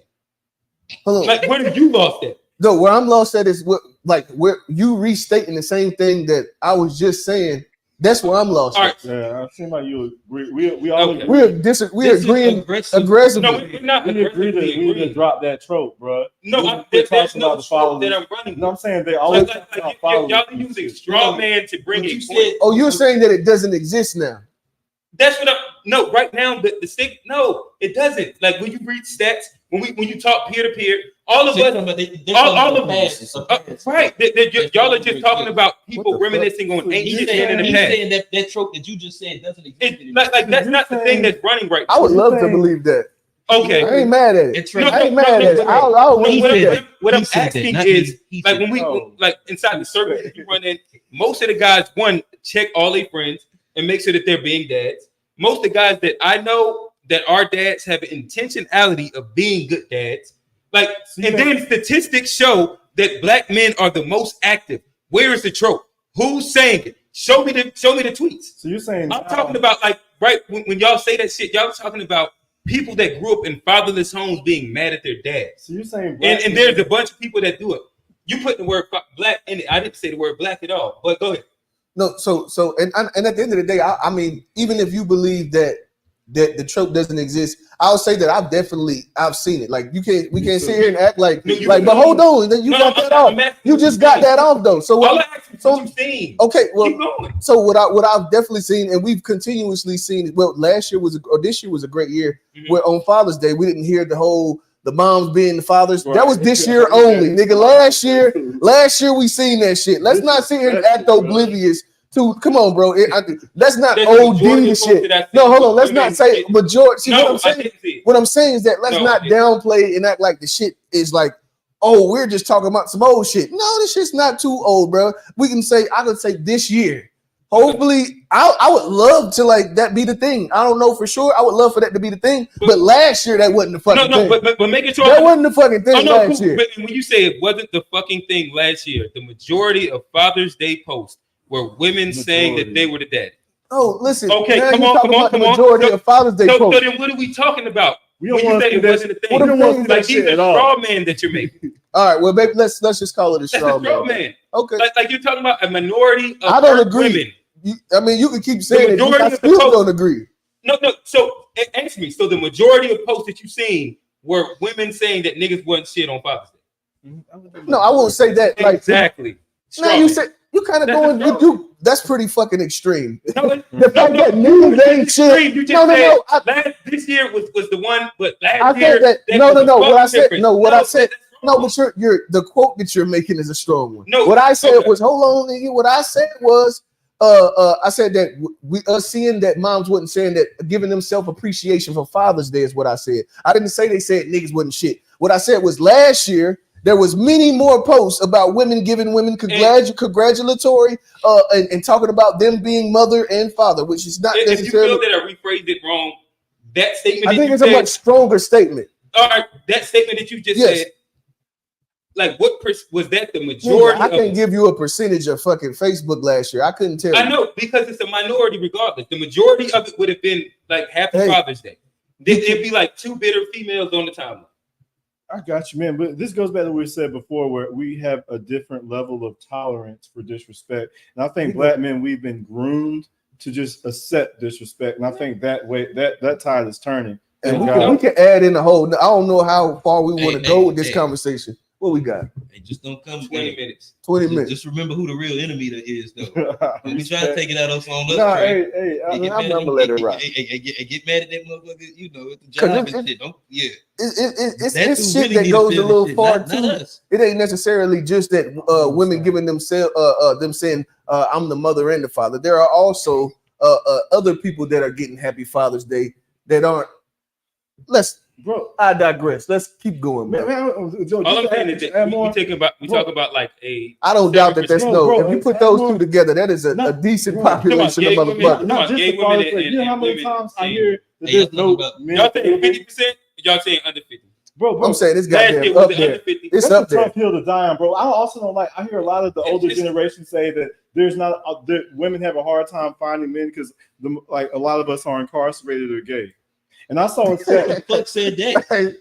Bro, you got to stop putting these weird tropes on the older generation. That's just the way old people think most of us are gay. Oh, that's what the old people. Bro, Ebony K. Williams got on MS. She ain't even old. Exactly. You talking about old people. She's like 5 years different. But stop putting in the old. But they're reciting. Your parents didn't say that. They're reciting stereotypes that came from generation ahead of them.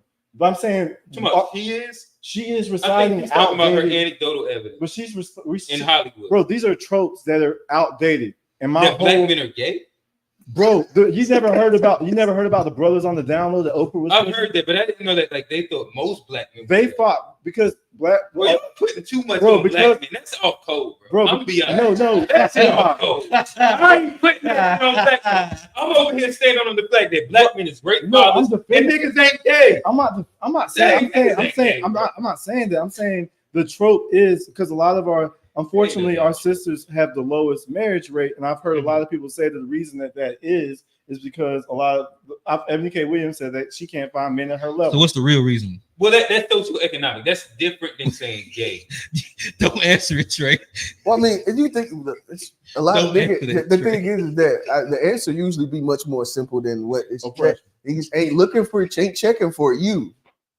Oftentimes it's that niggas ain't checking for you. Right. It's not that the lack of men and no. It's probably that the dudes that you like aren't checking for you, and that's the problem. You probably do all right. I think she's just an asshole. You never heard them say that there aren't enough good black men out there. You never heard that say. Oh, all right. So hold on. Let's pause this real quick. I don't think that like hyper educated black women don't have unrealistic standards sometimes. That's not what I'm saying. So yes, I've heard them say that, and I think that they be wilding sometimes too. I think Ebony K should get a bus driver. It is okay. That's what like. Don't confuse what I'm saying. I speak in very specific nuance. I got you. I got you. Well, I'm just. There seems like there hasn't been a big voice for people who speak out against these negative tropes, and it's up to us. We have to take accountability against these stereotypes against us, and then quit buying into them and repeating stuff that makes us look bad. We have to which ones? We have to protect our reputation. Like black men don't be fathers and shit like that. Like bad. They fire fathers. That's what I've been trying to tell y'all. Even the black on black crime stuff, bro. Huh? Even the black on black crime he stuff. trying to make the shit stop. I believe in black and black crime. So we need to be aggressively opposed to things that. I got a question. Sure. Let me just make sure. So, what does it mean to not believe in black on black crime? It's the fact that like the terminology in itself is. So what I'm saying is, you saying it's only you believe in black on black crime, but you don't believe in it because they don't say white on white crime. Well, no, but most crime is committed. Is only specified for black people. But that's what I'm saying. That's what I said. Real. I'm specifying. I'm answering your question. I got the answer. Most crime is committed by people within the same race. Right. For sure. Also but that's committed by people in poverty. Thing that I said. The reason why you don't believe in it is because they don't say white on white crime. But poverty, anywhere you go in the world, the higher the poverty rate, the higher the crime rate. Yeah. And we just so happen to be in poverty due to everything we have being stolen from us by the United States government, who owes us reparations. Like, imagine, I bet the black on black crime rate would be much lower if we still had our Rosewoods and our Black Wall Streets there, so people didn't have to resort to desperation to be able to, lack of opportunity. It's stupid. Like, I think that the black on black crime rate would stay the same because everybody kill each other, near each other. And that's the point. They wouldn't be poor, though. If we all right, so this is the point that I'm making. Maybe you have a different point. I think that white people, black people, Asians, Jamaicans, Hispanics, they all kill each other at this close to the same rate. It'd be like between 80 and 90%. Like that's what everybody kill each other at, whether you have a high, low, like whatever. Yeah. So I don't look at it as a black or a socioeconomic thing. Yeah. It's like who you're near. I got you. And that's literally the way that I look at it. Amazing. So we're about to wrap it up. And just to make sure, you were saying that, like, do you believe that but you do believe do you believe that with less poverty we got less crime? Me or Trey? You. Me. Because you sound like what you were saying was that it's not socioeconomic. That's not what I just. I thought you said it at first. No, I'm talking about percentage. So this is percentage. Okay, all right. Now you're talking about volume. No, I get it. I got you. All right, go ahead. You ready? Y'all boys done? Hey, so I love the episodes where we don't get to no topics because we just yell at each other. I hate it. Hey, no, I can't say I love it because we were just. I don't like it. I don't like it. They're going through it. Nah, y'all will see that. Hey, shout out to Tone, best producer in the game, man. We rock with it. What you said last week? Best reader on the internet. Yeah. He had AP classes in English. AP English honors. I want to thank my boy Trey for pulling up on us. Yeah, appreciate it. Good on it. Hey, any last words? You a guest here, so I want to let you get anything last minute off before we wrap it up. I say black first. Do everybody be one. Be on code. Let's drop this whole stuff of vote blue no matter who. Don't fall for the scare tactics and vote policy. If you can, look things up. Don't believe what they say on mainstream media. Do your own research. And I'll give a shout out to Black Alpha Network, the Black Authority, and Professor Black Truth. And they put me on a lot of games. That's all I got. I dig it. So let me ask you this quick question. And you ain't got to answer. Mild, spicy. What coon box did you put him in? I would say I wouldn't even say if anything mild because I think it's a good question. Bro, I said you ain't have to answer the question, bro. You didn't have to bro. Like you didn't have to answer. Hey, no. Like I said that before he asked the question. No. I think a lot of it comes from misunderstanding. And This nigga. But I would say, wherever you Mount are, Crispy. wherever you are, Q, I'll put John a little less than that. You know Oh damn, you put me in, like I was on like the. I had a spicy. Respectfully, I don't want to. I was gonna say what? That's Hey, good, hey, that's this is what good, I was gonna say. respectfully. Whatever box it was made out of wet paper. I'm punching out of that bitch every time. But we appreciate y'all for sticking with us. Appreciate the chat. They've been going up. They've been fighting, making up, doing everything in the chat. We appreciate that. We appreciate y'all for sticking in, tuning in with us. Before we get out of here, I want to tell y'all, drop a comment below, hit like, hit the notification button, follow us on all social media. It's at B2B Fair Show. That's Facebook, Instagram, TikTok, and Threads. I am your host, Johnny P. Oh, yeah, real. Spicy coon box Q. And FBA Trey. We out.